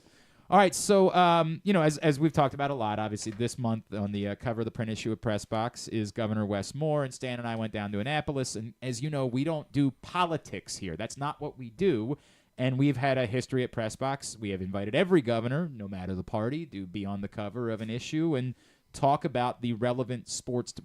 There are areas within government that meet sports, and they are relevant to Wes Moore's, leadership. They are relevant to the state. They are relevant to taxpayers, frankly, like, $600 billion worth of public money. Sorry, $1.2 billion, $600 million, $1.2 billion total. Math, man. I went to Perry Hall High School. Calm down. This is not D.C. Yes, correct. Thank you. By the way, it can become that real quick, can it? Yes, it can. $1.2 billion of the public money that goes to teams. So those are relevant conversations to have with leadership, which is why we choose to do that. We don't go to do that and talk about, taxes. We don't talk about those issues because that's not us. We do sports here. So those conversations you and I have had in the past, and I'd like to revisit them if I could, Delegate, because I do think it's relevant. Everybody's happy that the Orioles lease got done. That makes everybody happy, even though, as I have pointed out many times, there was never any actual risk of the Orioles moving somewhere. It's still just you want it. You don't want to have to think about it whatsoever. Right. But it's still an awful lot of money. That's $600 million of public money that is going towards the stadium. Can you take me through, as a leader, as a delegate, as someone who went through these conversations, what matters, right? Because there are places where you say, well, you should never give public money to a baseball team or a football team. What matters when you guys have these conversations? I mean, so it's these are very, very tough conversations, right? Because our number one, I believe, our two top responsibilities is public safety, right, and being good stewards of people's taxpayer money. Sure. Right, and that bleeds into education and all kinds of different areas, right? But keep people safe and don't waste their money, and frankly, don't take too much of it. But that's a different conversation. The only way, and I'm very, very, very opposed to ever raising taxes. But the only way you're going to me. But the only way I know, right? But the only I guess I didn't tell. Yeah, Delegate Griffith is a Republican. I don't. It's not. That's fine. That's the way we go. Right? But with I should point out for those who don't know, Hartford and Cecil County. Correct. Yes. Yep. But the only way we're going to be able to stimulate the economy without raising taxes is through economic growth. And sometimes that takes a level of reinvestment. With that being said, there's much more to that when it comes to sports teams, right? Like I think about, when we lost the Colts, right? I'm a 7-year-old boy when the Colts leave town. This is before I went into foster care, so I'm living with my great-great-grandfather, and I'm watching an 84-year-old lifelong baseball fan, who's very elderly and tatted up from being a lifetime in the Navy, crying like an infant. You know what I mean? And that had an impact on me, right? And then going through my formative years without a team, right? I ended up being a Houston Oilers fan because I love Warren Moon, right? And the run and shoot and watching, that team almost make it several times. The Bills game. The only other team that I had for a minute was the Kansas City Chiefs when Joe Montana and Marcus Allen. So that was the game that you beat. You beat the Oilers. Yeah. But then they turned around. They lost to Jim Harbaugh's Indianapolis Colts. Right. And one of the darkest moments of my childhood was my father sitting there watching the game with me, rooting with me because he was like, "All right, if you're rooting for." I also had met. This is so convoluted. My uncle is an Air Force pilot. Was stationed in Ramstein, Germany. Ramstein, 10 years old, we went to visit. Yeah. And Joe Montana came and visited the base while we were there. Okay. Now, there's a bit of a stolen valor thing here because, he was there to visit the kids and I snuck in like I was one of them, and I got to, meet and get. You are a kid, so it was fine. I was a kid, correct, but I was not a military kid for what it's worth. I was just visiting at that point. I snuck in, and so I was a Joe Montana guy now, right? I was an obsessed Joe Montana fan, and so he goes to the Chiefs, and my dad's like, all right, I'll root with you. But the game ends, Jim Harbaugh and the Colts, they go down, they score, they win, captain comeback, the whole thing. And my father says at the end of the game, son, I got to be honest with you. It's really hard for me to root against the helmets. And I just, look at my dad, and I'm like, ah! Well, I mean, I hate, one of the worst sports moments of my life was the 2006 divisional playoff against the Colts, right? And we don't have to relive that. But, I try to tell you, these young Ravens fans. I can't even watch highlights of that game. They talk about these playoff losses the last few years. This has got to be the worst moment. I'm like, guys, I love you, and this is not. This is me telling you, if you weren't there, you will never understand. There will never be a darker moment in Ravens history. How do you hold the Colts to 5 field goals and lose? I know how it happened, but that's another. Yeah, it's a whole other conversation. But I know the facts of that. Sorry. No, but going back to that, so you obviously have the significant economic impact. You have part of the identity. So when I was away in the Marine Corps, right, my sports fandom actually grew because I remember 96, 97 seasons being stationed in the Marine Corps, surrounded by Yankees fans as we're dealing with Jeffrey Mir and all the shenanigans. And everybody's a Yankees fan, and I'm, where you're from? Well, I grew up in Aberdeen, grew up in Harford County, but when you're away, you're from Baltimore. Correct. Right? Correct. And then you're the Orioles. And so the pride that comes with that and the identity that comes with that of our region, our area, and with that and the Ravens and so on and so forth. So when you're in a situation where real or perceived or just to be leverage, where tons of cities throughout the country would pony up in a second to steal your team, you know, I mean, fair or unfair, you know, it's one of those things where Baltimore has its challenges. What happens if we lose the Orioles? What happens to the city? What happens to the surrounding area? What happens to so many businesses that sell O's gear, that restaurants and bars that do business based around the O's? Think about the trickle-down crushing economic impact if we would have lost the Orioles. So if this is what it takes to maintain that, and we know there's a lot of things that the government spends a lot of money on that's setting on fire and you never see again, and it's money pits. Investing in sports teams largely, and we certainly know with the O's, even when the O's were awful, they were still an ROI. It's still a civic gathering place. We're still getting a return on our investment, right? So we know we're going to get this money back. And not just us, but we know the citizens, we know jobs, we know businesses, on and on and on and on. So, and just, if nothing else, the esprit de corps of being a Marylander and from Baltimore and the Baltimore area and being an O's fan, like, you know, and for those of us, and I think back to the 30 on 30 about the band that never died, right? And talking about the Baltimore Colts marching band. I dare you to not weep during the scene where the band is sitting in front of the State House. I dare you. Well, it's not just what they did, it's how they did it, right? Schaefer, you know, and this is not a partisan thing, right? I mean, I was a little kid when this happened, right? But Schaefer brought the General Assembly out to the front steps, and he's standing there waiting for the band to come, and nobody's showing up, right? And all of a sudden you hear a tuba player coming from, because if you know, just like they describe it in the show, right? The Capitol sits kind of up on a hill with all the streets leading up to it. All of a sudden I have one alley, you hear somebody playing a tuba, and then you hear a drummer, and you hear a trumpet, and they slowly all converge. You know, almost like almost like the Grinch Stole Christmas when they, you know, return the tree, right? Like when the Grinch brings back. I get chills. Everybody converges, and the entire General Assembly, including the Schaefer, is bawling. And they walk right back in, vote to approve it, and boom, there's the money, and then we eventually got the Ravens because of that. So, you know, there is that emotional impact. It just, for all those reasons, and because I'm confident this is not money that we're setting on fire.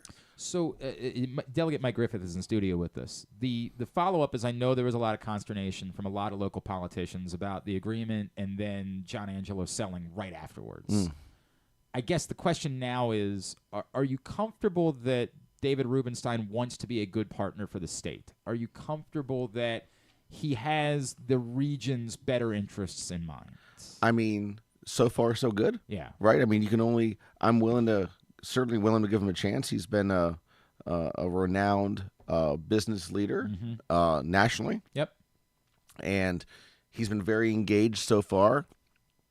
You know, hopefully that's not just the newness. Hopefully that's something that sticks, but I've seen no evidence to the contrary. And I think there's not to disparage anybody at all or even, you know, allude to, but I think there's a lot of fans that are happy about that. Yeah, I think they did come with an amount of, for the fan base, it was anything is an upgrade, right? Like, we're good with whoever it was. And to the point, yes, I think he's looked the part, and I do think it's important. It's important to continue to engage and to be present and to be available and all of those things and say, I'm here. I'm not just someone who's an overlord. I'm here. I'm part of this. I'm one of you. It's such a small thing. I think Steve Bisciotti has largely been a good partner for the region, but I still think that he could do a better job of being available, being seen, being... That doesn't matter to me. Like, as long as he's writing the checks and facilitating a winning football team, I agree. I don't care if I ever hear his name ever again. I understand. I like him perfectly and there's fine, a fine line between like that and being Jerry Jones, and no one wants someone to be Jerry Jones. Right? There's a line between those things.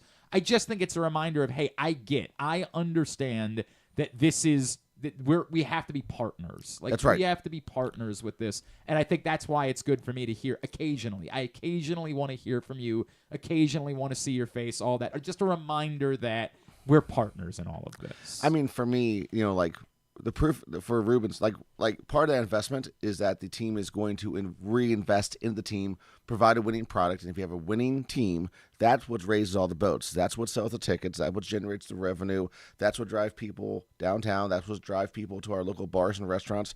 That's what allows my local retailers to sell their merchandise and so on. No question. Right. No question. As long as so the proof's going to be in the pudding. Like, what happens as this team, these contracts come up, right? If he's able to retain, he's not going to keep everybody. Right. You can't do that. But if he's able to retain a reasonable amount of the stars and provide a winning product for multiple years, let's go. Yeah, that'll be a good Civic partner. That'll be a very good. And Steve Bisciotti, to his credit, he has done that. He is, even when they've been down, it's not because they haven't done everything they possibly can. Just sometimes the ball doesn't bounce your way, right? I posed this one to the governor, and I want to pose it to you as well. With as much public money going into the stadiums, would you like to see? And I don't. And looking over the lease agreements, I don't think it can be forced. But there's nothing wrong with having the conversations and trying to asking for it. I would like to see more touch of those facilities for high school events, for public college events, things along those lines. I would like to see, if this much public money is going to the teams, there to be more of a touch for the public at the facilities than just on those game days. I mean, certainly, right? Because you want people to have access. I mean, as a kid who grew up terribly, terribly poor, right? Like, I never got to go to games. And when I went to a game, it was a huge treat. And so sometimes just to walk the hallowed halls, as it were, was a big deal. One of the suggestions I made in this print issue of Pressbox was that all public school students have the opportunity to take a free tour of the stadium. Oh, field trips, right? Yep. I love the idea of field trips there. I love all that access. When you talk about playing more games there, then you have conversations about field conditions and turf and all that. I mean, that's a little more complicated, right? Because you keeping that turf maintained. I mean, there's a reason we went away from, the high school championships, for example, used to be at M&T Bank Stadium. They're now in Annapolis. Right. So I mean, there are some real issues there, and when all of a sudden Lamar Jackson goes down with an ACL because the turf's not great, we're going to regret that decision. I so feel that's like tough. I still there's feel like there can be a line between these things. Yes, right? I think there's opportunity for much more for example, access. If you say, hey, we can't do anything in football season, right? But like spring camps in the spring. Could you do the high school the lacrosse high school championships? All that, yes. Like things along those lines. I would certainly love to see that. Absolutely, but so far, I mean, you can't question the Ravens' commitment to the community to this point. But there's always more opportunity. And I do. It really is important to me. When I say these things, it's not me questioning the commitment. It's me just asking for more. That's all it is. It's me asking for more to say, hey, there is a lot of public money that's being involved with this. These are great olive branches to extend to and say, hey, we appreciate that commitment from the state, and we would like to extend our relationship via the facilities that have been funded with the public. No, I mean, I think it's absolutely right. Like a place like Baltimore City, you have a palace right there in the middle. Like there always is more opportunity for more access for sure. And that's it. That's all it is. It's not a knock for me on anything they're doing. It's just I don't think it would be a bad idea to consider expanding that and doing more. Sure. Horse racing, obviously, has been a big one. A big one over the last couple of years. We now know that it's a done deal. It's gonna, obviously there'll be the move of Preakness to Laurel for a couple years, and then once everything is finished, then we will finally have the new Pimlico and the future of horse racing, as far as the Preakness is concerned, is taken care of. Yep. But I know that's not the only thing that matters when it comes to the horse racing bill, and I apologize for not remembering what the name of the bill was. We just call it a Pimlico bill.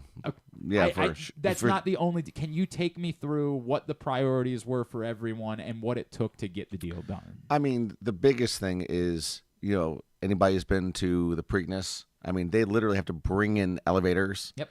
They have to bring in, That's legitimate. Yeah, they don't have elevators there. Yep. They have to ship in portable elevators, restrooms, kitchens. Like, it is a decay. There's been a lot made about the decline in attendance in the last few years, and one of the things I've had to point out to people is they literally said we have to bring back attendance because the facility cannot handle the number of people. It is dilapidated. It's in horrible shape, and there's a variety of reasons for that. I'm not going to go into that. Right. But going back to our identity as a community, right? Like the Triple Crown, 3 races. The entire world is paying attention to us for, that week of Preakness, right? Really 2 weeks, right? 2 weeks after. It was 2 weeks or 3 weeks after. 2 weeks. 2 weeks after the Kentucky Derby, right? It's 3 weeks to the Belmont. So during that time, the whole world's paying attention to us, right? But it was way deeper than that, especially in my community. Like, I have the community I represent, very ag-oriented. We have a great equestrian history. Yep. The last Maryland-grown Preakness winner is from my district in 1983. Fair Hill, obviously. Fair Hill's in one of my counties, right? And we have the 5-star up there which now. Is awesome. One of 7 international equestrian events around the world, Dubai, England, Kentucky. We have one right here in Cecil County, right? And people really need to pay attention to that. So, and at the Fair Hill Training Center, Animal Kingdom, Barbaro, Motion Horse, all trained at Fair Hill in Cecil County before they became champions. Wasn't Cigar from? It is unbelievable, the laundry list of world-class household name horses that were trained at Fair Hill. And people don't know that. We really got to do a better job promoting that, and that's something I'm really focused on and the thoroughbred industry at large, that is a cornerstone of our state. Sorry, Cigar was Country Life Farm in Bel Air, not even Cigar. And you always see that. I don't know if the sign's still there. For years, when you were driving on Route 1, you would see that giant sign, home of Cigar. Right. And Bonita Farm in my district raised the last Preakness champion from Maryland in 1983. So this is very important to us. So they had already allocated $375 million for renovations, and part of the deal was that Pimlico and Laurel would discontinue their training, and that obviously has significant impact on my community because not only do we have Fair Hill, but Harford County is vying for having the new training center. There's us in one of the locations that are kind of competing for this, and I feel with our support of the Pimlico bill that it's hard to ask for something if you're not going to support it. Sure. Right? Like, I want to vote against the Pimlico bill. Right, but by the way, I really want the training center in my county, right? In the Perryman area, right? So it's like, what we voted on this year was just listen, we're talking millions of dollars, right? So I'm not discounting that at all, but it was a $25 million increase to that $375 to make Pimlico whole, which will keep, because Preakness could leave. The Sarnart Group owns Preakness. They could move it just with a snap of their fingers, right? So there's no guarantee Preakness stays. So the money goes to renovate Preakness. There's a few other things in there as well. But this will ensure that we now bring Pimlico to a world-class facility. It keeps Preakness here for at least the rest of our lives, right? I think it's going to help Harford County's chances to have the training facility there, which is very important.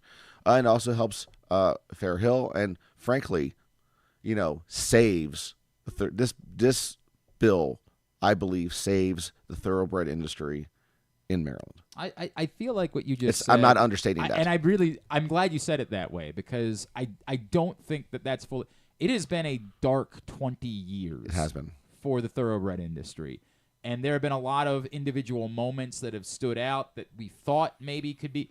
And it really had gotten to a point where, like, a lot of people in that business were sort of like, dude, it's never happening. It's over. Well, the first bill I ever passed was myself and my senator, Jason Guy, and we introduced a bill, him and the Senate, me in the House.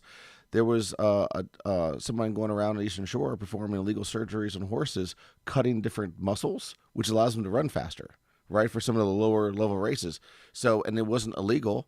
So we passed a bill to prohibit the process, right? So we're talking about there were some dark times in this industry that we've really had to tackle.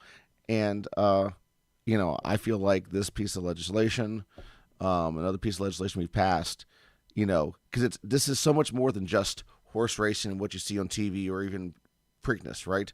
I mean, this is so many farms throughout the state, in my counties, in the Eastern Shore, throughout the state, rely on the thoroughbred industry. And if we care about our ag community, if we care about our farmers, on and on and on, we got to stand up for them. And this was an opportunity to do that. So, is there anything I feel like the crazy part is, in a way, it was almost like, I can't believe it's over. Like, we've been talking about this thing for as long as we have been dealing with the future of Preakness and Pimlico for literally as long as I have been in this industry.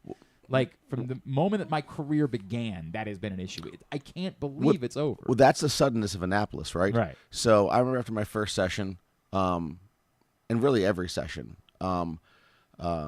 session gets very intense, especially if you're in the minority party and you're pushing back and you're watching all these things that you don't like and you're fighting, clawing, scratching.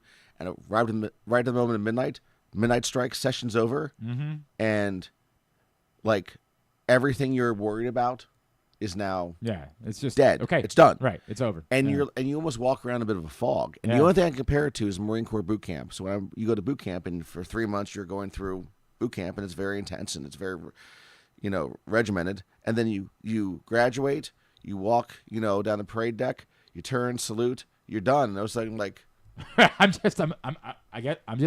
it's over? Yeah, it's over. Yeah. And there's this bit of a fog. Yeah. And for like session, because you're like, for me and my colleagues, on my side, and this is not criticism, this is just what's my experience on my side of the aisle. We're fighting everything. Not everything, but a lot of things. And it's so intense, and you're organized, and you're planning, and you're talking, and you're, making your case, and it's very intense. And it just stops, and it's just like, woof. And it takes about 24 hours for me to process.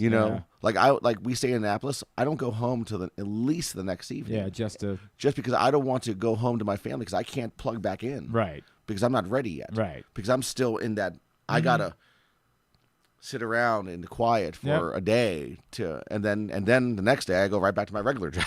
I get it. I completely get it, man. I completely get it. All right, so is there anything else like, this is the crazy part. Like, these were the big ones, right? With lease agreements and the horse racing bill.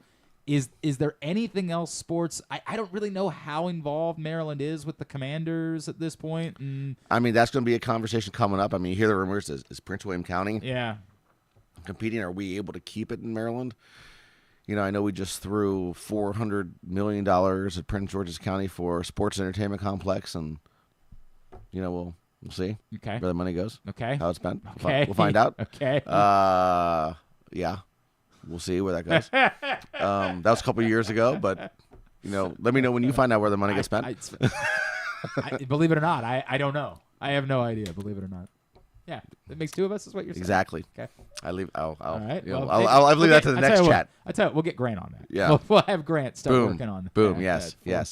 Sports and Entertainment Complex in Prince George's County. Well, what was that for? What was the Sports and Entertainment Complex in Prince George's County? Like, specifically anything? I mean, I would feel it's for the Commanders. Okay. All right. And for the same reason, like, I'm not a Washington fan by any stretch of imagination. Actually, quite the opposite, because I know all the dirty tricks that the former owner of Washington did to try to keep us from getting a team. Right. So like, I'm no fan of theirs, but having that team in Maryland is a good thing. Yes. You know what I mean? So for all the reasons I want the team, we want more. And if you want to go to a Luke Bryan concert at the stadium, like, there's all those. For those who may be into that thing. That's your thing. And I saw there were plenty of them in my life that were down there to see Luke Bryan this weekend. My entire Facebook feed for like 2 days was Luke Bryan. So I'm like, cool. Correct. You know what I mean? It's not. Look, man. What's really funny is I hate that stadium so much that even when somebody says to me, like, hey, would you go to this show? I'm like, I'd rather go to Philly. If we could work that out to make the Philly stop, I would prefer to do that one. I would much rather go to Philly in a Cowboys uniform than go. Yeah, that's not my thing.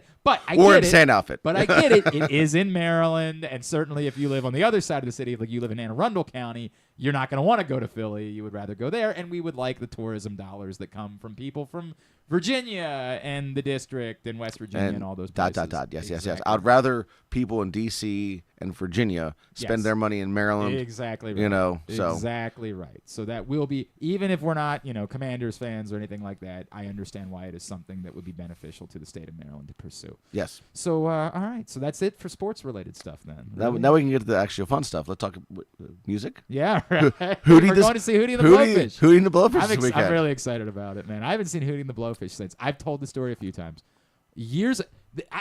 I would tell you there's a few bands that are like this. Like, I love Third Eye Blind, right? Third Eye Blind went through a thing where they were done. Like, people didn't care, and they were playing like state fairs and stuff like that. And then at a certain number of years, the nostalgia hit comes in. Yeah. And all of a sudden, you're right back to being able to play places like Merriweather. What the piece of it is like, and I think about this a lot. Yeah. a band comes out and we're all like in our teens and 20s, right? And we're poor and broke, right? And those bands kind of, most bands rely on that's true. Right? And then all of a sudden, 30 years go by and we've raised our families and worked our jobs, and all of a sudden we have money, and it's like, I can spend some disposable income to go see this band that makes me feel like I'm 18 again. And all of a sudden that band has this like no new single or anything like that. They just have a renaissance where people are like, right, I loved them. I would like to go see them again. So Hootie and the Blowfish went through that like period where I saw them play like the Rockville Town Fair. Yeah. It was... There was no even advertising for it. This is in like 2004 or something like that, somewhere around there. Yeah. And it was one of the great nights of my life. They played for like 3 hours. They're great. So I was a huge Hootie fan. So I was talking about this the other day. So, not to plug another station, but I used to be a real. I still am, but I used to play RBI baseball on a Sega Genesis. Okay. And this is you have seasons, but this is before it kept stats. Yeah. I had a book where I would keep all the stats for my players. I knew all my players. That is runs, hits, ERA. It's almost as committed as my old producer Ryan Schell, who in the old college football games would we go through and manually upload every player's name into the college football video. Yeah. Oh yeah. And I would even do the runs per 9 innings, make sure I had the ERA. I mean, I was a total nerd about it, but I was so desperate to have a Tecmo Bowl experience in baseball, but that didn't exist other than Baseball Stars, right? But that was Nintendo. But anyway, so I was sitting there playing, game in the afternoon, and 98 Rock, Kirk plays on 98 Rock, this band he liked, Hootie and the Blowfish, and it comes on, it's Hold My Hand, I'm totally in. Yep. I drive straight to Record Tape Traders in Bel Air, buy the tape, which came with DTC Rarities Volume 1, which if you know what that is. Yeah. And then I was in, and this is summer of 94. Yeah. And then you watch the rise, and then you see him at, you see him in Hammerjacks, and then you see him at Merriweather, summer of 95, the original Summer Camper Trucks tour. That's cool. And then I'm so excited, man. Yeah, it's going to be great. I'm so excited. And I actually saw Collective Soul like 3 years ago at Pier 6. And I had never seen. Well, I probably had. I just didn't remember it. They were there. Because why would you? Right. I was there because I'm a big Our Lady Peace fan. Oh yeah. And they were on tour with them. Yeah. And my buddy was like, "Dude, stick around. It's not kitschy. You're gonna realize it's not just like you like because everybody likes Shine. Everybody likes Everybody likes the all world. those I things, know, whatever. Yeah. But like we watched Collective Soul. They were incredible. Like incredible. Well, so I'm very excited for this. I'm actually a huge Edwin McCain fan. Okay, I couldn't name a second song. I know I'll be the same way everybody else. Oh, Solitude. I mean, there's a bunch. Okay, You'll be like, I know that song. I know that song. And listen, the folks at Merriweather, if you're looking to sponsor Pressbox, this is now the time. There's a lot of free advertising. They actually did a little buy with us for the first time this year. But it was nice. We appreciate it. It was very nice to have them. Thank you for that. And, I'm very happy for you guys. I would have told you I love Merriweather anyway, right? Love it. Jerry from ONR and I were talking about it last week. A lot of times you like your baseball stadium because it's the baseball stadium you went to. Yep. But in Baltimore, we know the baseball stadium here is better than other baseball stadiums because we go to other baseball stadiums and we're like, that's not as good. Well, and they're all those stadiums, PNC Park, Comerica, they are like, they're wannabe Camden Yards. PNC Park is beautiful. It's a beautiful but baseball it's a wannabe I agree with Camden that, Yards. but I can acknowledge it. The stadium in Philadelphia is just a baseball stadium. Right. There's no soul there. It's the baseball stadium. Inside this or place out? Is different. Inside or out? What do you mean? There's no soul in Oh, yeah, thank you. Sorry, my bad. But I would say the same thing about Merriweather. Like, Merriweather is special. It's not the same as the dump in Northern Virginia. It's not the same as the place in Camden. It is a special place to go see a show. I remember, mudsliding during the Hootie and the Blowfish show, right? Down that hill, and it is a historic venue. It goes way. What's that?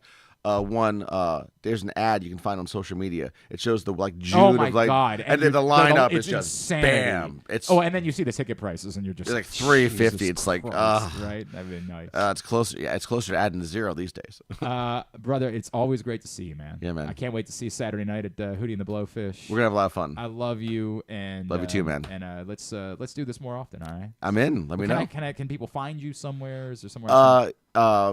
Sure. Delegate Mike Griffith on Facebook. Delegate Mike Griffith on Instagram. on your local interwebs and the Google machine and all that jazz go too. find him on all those spots. Yeah. Not on the dark web. Don't look there. Just go to the regular Delegate Mike Griffith on Facebook. That's right. Mike. I always do that. Delegate Mike Griffith. Yes. I do that. Mike Griffin's my evil twin. Correct. All right, when we come back in, we're going to make a trip to Bowie. Logan Rinehart from the Baysox is going to join us next. Thanks to the Delegate for coming in and hanging out. It's Glenn Clark Radio. Escape to Ocean City, Maryland, and discover a place that just feels lighter, where every day feels like Saturday and French fries are a food group, where flip-flops are always in fashion and seafood is always in season, where the boardwalk is bustling and the beach is right outside your door, where you can rise with the tide and feel like a kid again. Ocean City, Maryland, somewhere to smile about. Book your trip at OCOcean.com. Whether your focus is luxury and comfort, convenience and technologically advanced connectivity, or sporty performance and aggressive styling, we've got the perfect Highlander for you. Check out buyatoyota.com for deals on new Highlanders from your local Toyota dealer today. The ultimate fan experience awaits you at Sports and Social Maryland. See how we're raising the sports bar with our massive 100-foot media wall featuring 40 HD TVs and a 47-foot big screen. Bet on your favorite teams and this year's biggest events at the FanDuel Sportsbook while enjoying your favorite beers and cocktails, plus our delicious takes on bar food classics. Visit Sports and Social at Live Casino and Hotel Maryland at Arundel Mills. Must be 21. Gambling problem? Call 1-800-GAMBLER. Discover one of Baltimore's hidden gems at Guilford Hall Brewery. Enjoy dinner in our spacious brew pub, sip a signature cocktail in our outdoor dog-friendly beer garden, or take a tour of our brewery. Discover your new favorite local craft beer. From crisp lagers to hoppy ales, there's something for everyone to enjoy. Pair your brew with delicious appetizers and entrees. There are options for the whole family, but you have to try our fan-favorite giant pretzel. Guilford Hall Brewery, where every sip is a celebration. Visit us online at guilfordhall.com. The drug scene in Maryland is changing. Fentanyl and xylazine are being added to street drugs, and you may not even know it. Xylazine is not even intended for humans, and fentanyl is an opioid 50 times stronger than heroin and contributed to over 80% of overdose deaths in our state. Anyone who uses drugs, even occasionally, is at risk of overdose. To learn more, visit stopoverdose.maryland.gov or call or text 988. Frederick Keys baseball is back. With 30 more home games beginning on July 2nd, the Keys are excited to welcome you back to Nimio Field at Harry Grove Stadium. We want to see you there.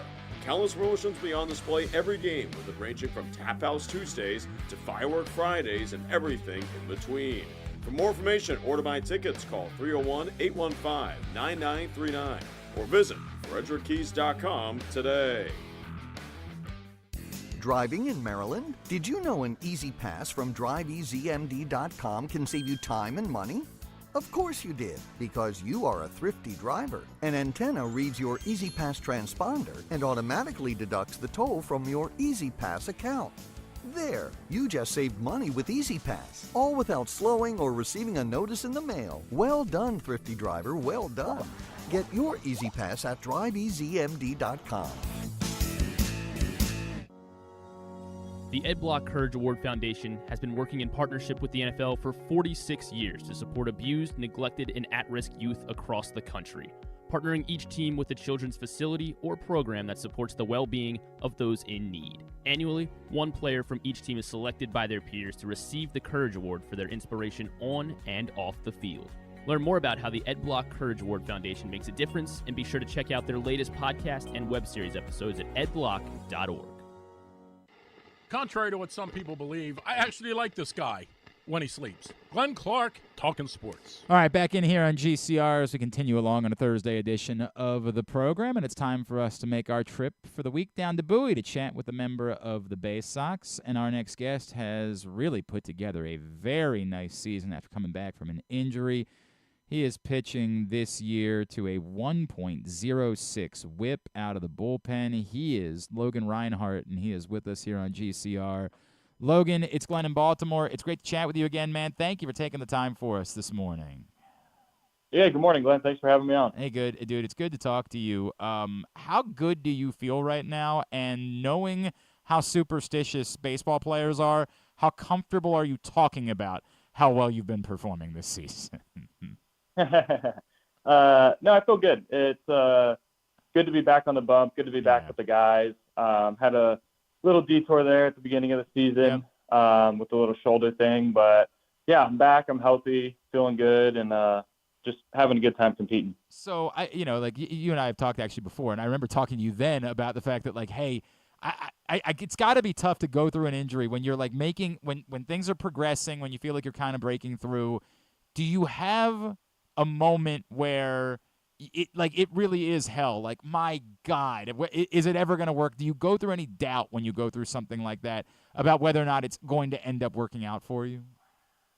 Oh yeah, definitely. Yeah, you get to a point, especially when it's a kind of an injury like I dealt with my shoulder, where it wasn't too catastrophic, but at the same time, it was enough where they had to send me back to Florida and do some rehabbing there. You kind of just go through a time period of, as you start to get older and you're trying to make your way through the minor leagues, you get to a point where it's like, okay, how much longer am I willing to keep giving it my all to get back from this certain injury, and how much effort and time am I going to be putting into, waking up early, making sure I'm being healthy, doing all the things I have to do at the field. You kind of get to those crossroads where you have to either make the decision to put all the work in, or B, you kind of take a step back. And I think for me, it's a pretty easy decision. I love the game. I love playing. So as long as I keep having the opportunity to take the bump, I'm going to keep doing it. Are you at a place now where, like, you can comfortably say, I'm a relief pitcher? That's what I am. That's what my path is. That's where my focus is. Every decision I make is about getting to the major leagues as a reliever. Yeah, definitely. Yeah, at the beginning of my career, I probably couldn't say that. Right. I was trying to be more of a starter. I was being groomed as a starter. But, yeah, now for the last 2 full years, I've gone into the reliever role, and I've kind of embraced the lifestyle of a reliever. It's a lot of ups and downs, and it's a lot of uncertainty, but it's also one that is really fulfilling when you do get to throw the ball every couple of days and you do get to help out your team. So yeah, it's a life of uncertainty for sure, but it's a life of at the same time fulfilling taking them out every couple of days, and it's a thrill ride. We'll leave it at that. So and we're chatting with Logan Rinehart here on GCR. So you come over last year in the deal from Seattle. I guess take me through all the emotions of like being traded at that point, having been a few years in, and then what you learned about this organization, and maybe has that been beneficial to be at a place where like you knew exactly what they wanted from you on day one, what you were here to do. How much has maybe that helped you as you've come over into a different organization? Yeah, it was chaotic at the trade deadline for sure. Now that I'm a little more settled in, and about exactly a year today, I think. Sounds about right. To the organization, it's been quite a breath of fresh air. Just getting over here and kind of getting acclimated with the training staff and with the guys and all the coaches, and kind of how we work on the analytical side of things, and seeing where I can throw my pitches to have my best performance. That's been it's been nice. They have a good map and outline over here of, hey, like if you perform A, B, and C, you should get your answer of what you want. So being over here and kind of just really simplifying the game on both the analytical side of things and the actual pitching in the game side of things has been nice, and it's made it easier for me to clear my mind when I'm going out to compete. Have you added anything since you've arrived, pitch-wise, like arsenal-wise? Is there anything that you've added, or is it just about continuing to refine what has worked for you? Yeah, no, I used to throw a curveball when I first got drafted. When I was with Seattle, we kind of took that away at the end of my tenure there. But yeah, we brought the curveball back here, and that's kind of been a game changer, to be honest. Really? It's a pitch that I use a lot for swing and miss. It's just it's something that I've added to my tool belt that I didn't have before. So all my other stuff is kind of more so just about refining and throwing it in certain counts that maybe I didn't throw it in before. But with the curveball, it's kind of just been, hey, like, you're getting a good amount of swing and miss on it. Let's throw it more. Let's throw it often, and let's just throw it as hard as we possibly can. So it's been nice to add a more swing and miss weapon into my bag, while just kind of refining and touching on all the other pitches as well. Do you start to feel at this point like if and I'm not suggesting that's going to happen today, but like if they needed someone, they called you, that like you're getting to a place where you believe you can get major league hitters out regularly? Yeah, I would hope so. I think you kind of, as a competitor, you have to have that mentality. Sure, that makes sense. Like you have to have the mentality of, I can get anyone out. Right. So I don't want to discredit any of the major league hitters or anyone else. But yeah, I think I'm getting to a point where I'm refining my skills and I'm feeling very confident with the skills that I have. And now, sure, I mean, it's the game of baseball. It's a difficult sport, so you're going to take your lumps here and there, but I'm getting to a point now where I'm confident every couple of days when I take the mound with the skills that I have, and I'm able to compete against anyone, I believe. So now it's just about, going and showing it, and then hopefully when the time comes, I'll be ready to embrace it and take my shot. Logan Rinehart is with us here on GCR. So what are the priorities? Is it just, hey, keep doing it, What still do you feel like can improve between now and whenever that time comes? Yeah, for me, I think I can strike more hitters out, to be honest with you, just more swing and miss. It's one thing to be having some success at the AA level and getting some swing and miss down here. It's a whole nother monster with the guys in the upper levels in AAA and the big leagues. It's just the margin of error becomes a lot smaller and you have to be a lot better. So I think I can start striking more guys out, and to be honest with you, probably lower my walks a little bit. I don't have an extremely high walk rate, but for me, being a guy coming out of the pen who doesn't throw 98, I have to be really, really fine in the zone, and I have to make sure my pitches are really sharp in certain counts that I need them to be, so I don't have the opportunity to miss right down the middle, throwing 98 and get that pop-up, Right. So for me, just refining the zone a little bit, getting in counts that are going to benefit me, and then being able to put guys away when I need to put them away. All right, so let me just take me back for a minute. Give me the first time you ever threw. Do you remember like the first time you ever threw a baseball so hard that you were like, dude, I'm different. Like, I'm not like everybody else. Do you remember that time in your life? No, I can't say that I do. I was a shortstop pretty much my whole life. Okay. I got offered my first scholarship to college, where I ended up going Cal Baptist as a shortstop.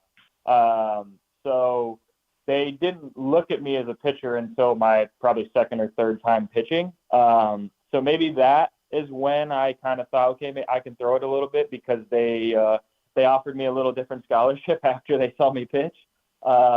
So I would say maybe my senior year of high school, freshman year of college, somewhere around there, but I don't know if I can pinpoint an exact time. Okay. All right. Do you remember the first time someone hit a ball off of you like 500 feet, and what that feel like? That like the first time you had to like teach yourself like, oh right, that's gonna happen. I'm gonna have to deal with that and move on.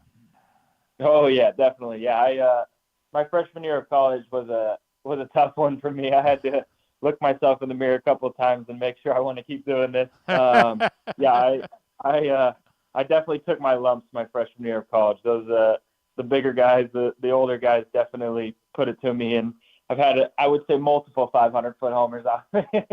Yeah, dude, and it's part of it, right? Like if you're gonna throw the ball that hard, then they're gonna be able to hit it pretty hard sometimes. Like it's just the way it goes. And then the important question, and maybe either because you were growing up hitting the ball or throwing it, we were talking yesterday about the horror that is when you're a kid and you're throwing a baseball around in your yard, and you end up breaking a window somehow.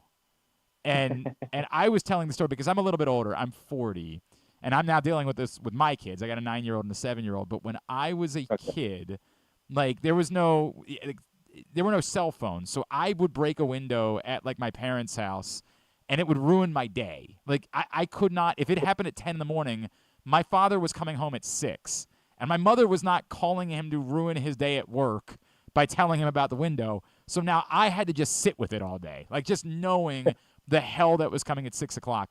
Do you remember the first time you ever broke a window playing baseball as a kid? I can't say that I think I've actually broken a window before. No. But we did the way my parents' front yard was set up. We used to play wiffle ball probably every single weekday, and we had a glass front door, so that was kind of the backstop. Behind the catcher. So there was multiple times where we were probably very close, but I can't say it actually ever went through. That is a miracle, brother. That is a miracle. My I think I got lucky. My number was probably like 4. I think I legitimately broke 4 not purposeful at all.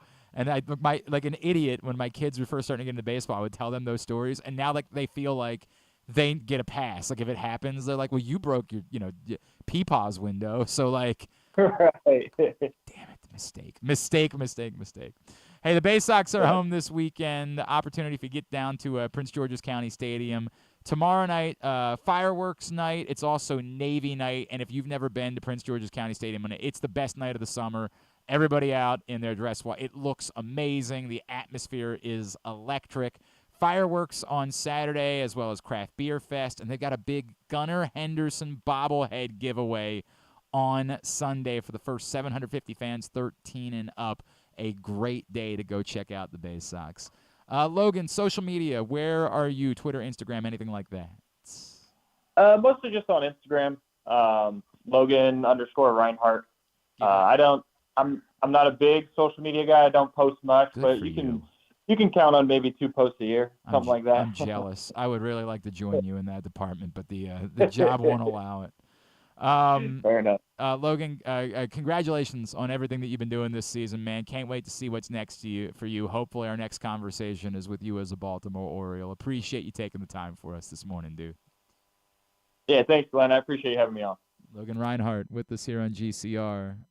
It was really, like, after the injury to start the season, he has been really good over the last few months since he's returned, and looks like a guy. Remember, like, that's one of those trades that when it happened a year ago, it was Edward Bizzardo, who, if you had already forgotten by now, I would understand. If somehow you remembered, you will have forgotten with it. Well, okay, thank you, Grant. There will come a time in your life.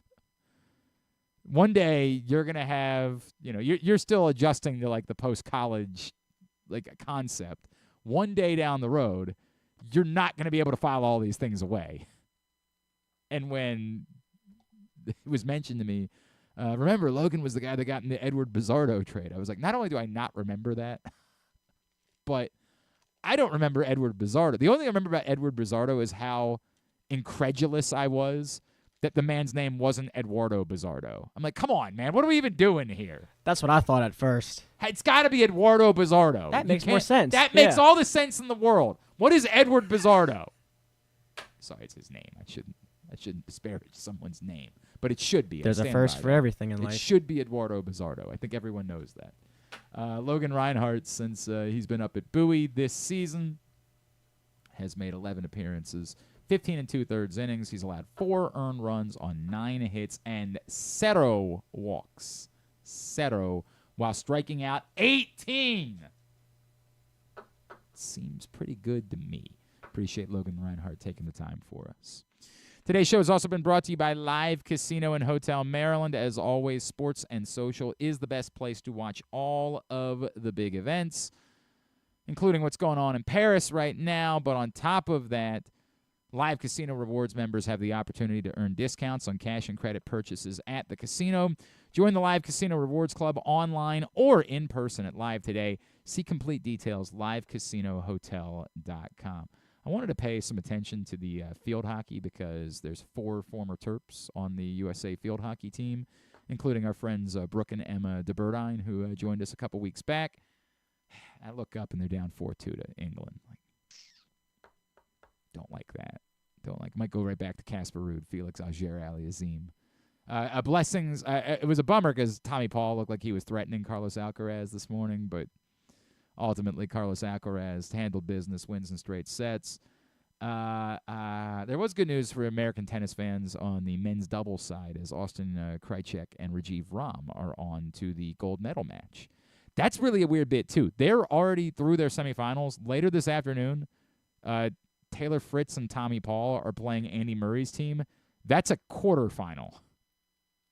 I don't understand how that works. One team is already into the finals. The other team still has to play a quarterfinal. I'm very confused about that. And then what else has been going on today?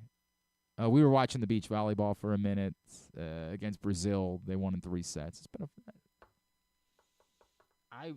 the indoor volleyball match yesterday was unbelievable. And it was going on at the same time as the Orioles game was going on, so it was frustrating for me because I wanted to watch both. Unbelievable. U.S. blows a 2-set lead, ends up in a 5th, and ends up surviving in 5 sets. That was the women's indoor volleyball team yesterday.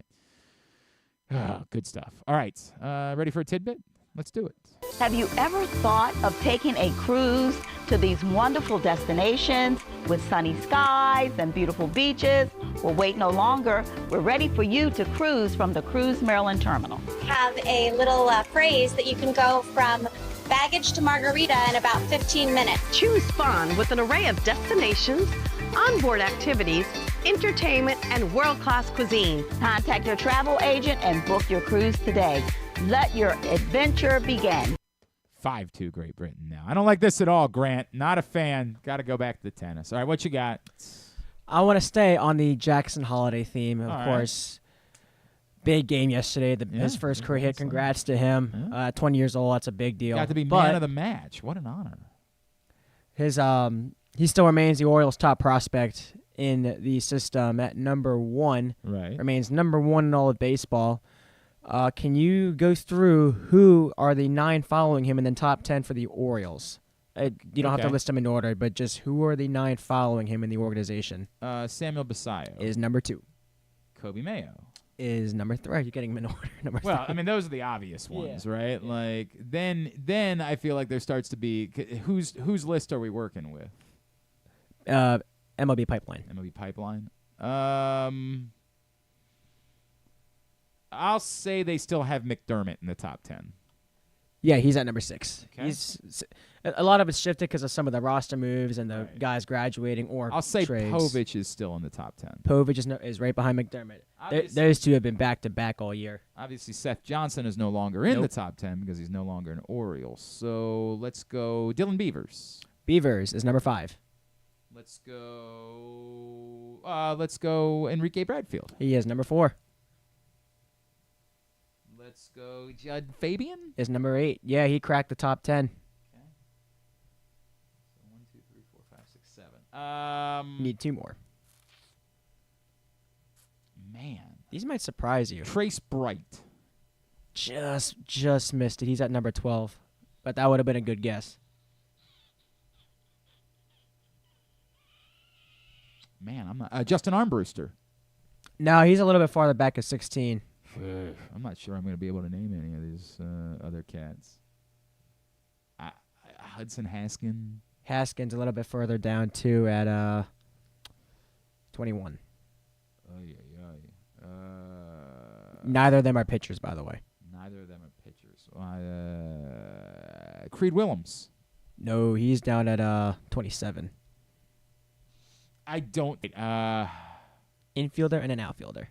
Infielder and an outfielder. Infielder and an outfielder. Yikes. Who am I forgetting about? Infielder. It's not Anthony Servideo.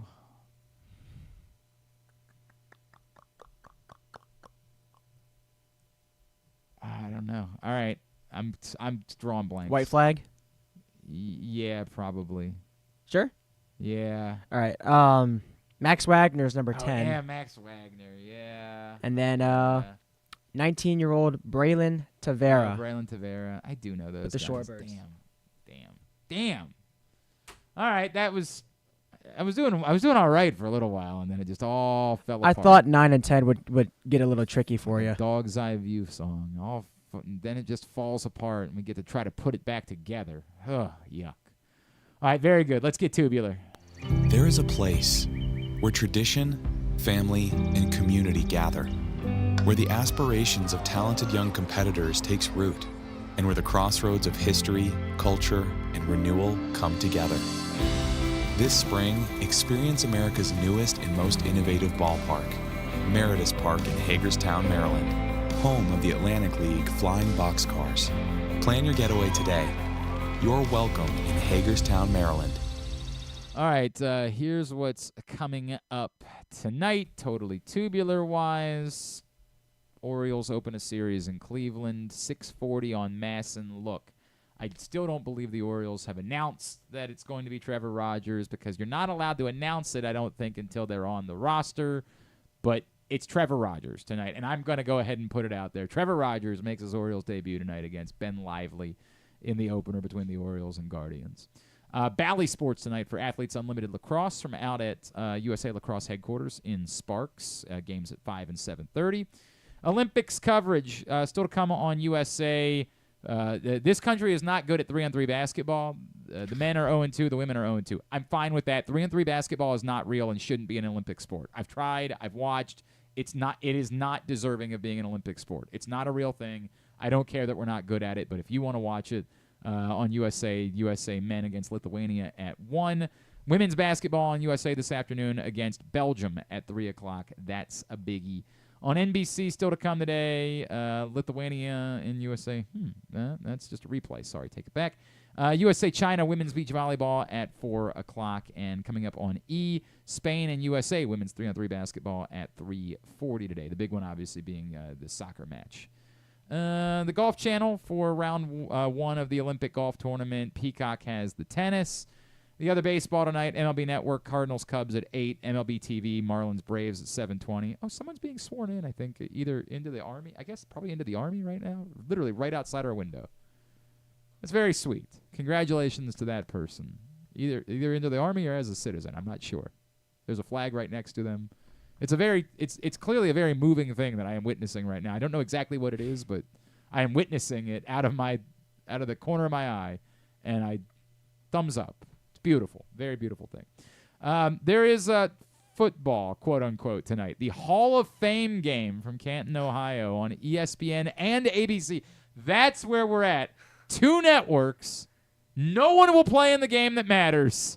Texans and Bears tonight at 8 in the Hall of Fame game. And Access TV for TNA Impact at 8. Some non-sports. Oh, no, you wouldn't do that. Right, that's Griffin's job, and I don't think he did it either. But they don't do non-sports this weekend. Mrs. Clark is not happy because we went to watch MasterChef last night. And she was like, why isn't there a MasterChef? I'm like, right, because they don't run it. During the Olympics, all the other networks punt. They just punt and say, we're going to lose the Olympics, so we're not going to run out new programming. So there's no need for non-sports highlights this week as far as Tubular is concerned. That'll do it for today. Thank you to Delegate Mike Griffith. Thank you to Logan Rinehart. Thank you to Ben Davis. Thank you to Brian Newberry from Navy. We'll get all of it up in the greatest hits section of the... Oh, my God.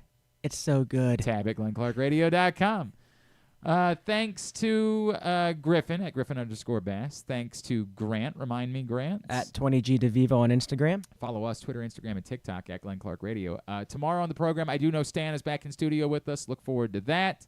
I don't know what else is happening on the show tomorrow, but I'll work on that today, and we'll get it all figured out. Oh, this week and the rest of baseball? We will do, yes. Yeah. We'll do a little twib tomorrow. I'll break it sure. out. I like that. Twib. Yeah. Thanks to all of our great sponsors and partners, including Easy Pass, Ocean City, Live Casino and Hotel Maryland, Visit Hagerstown in Washington County, Cruise Maryland, Guilford Hall Brewery, Royal Farms, the Ed Block Courage Awards, HelpMyGamblingProblem.org, the Costas Inn, MSAA, the Baltimore Orioles, your local Toyota dealer, and BuyAToyota.com. Have a great Thursday evening. Go Birds. Duke sucks.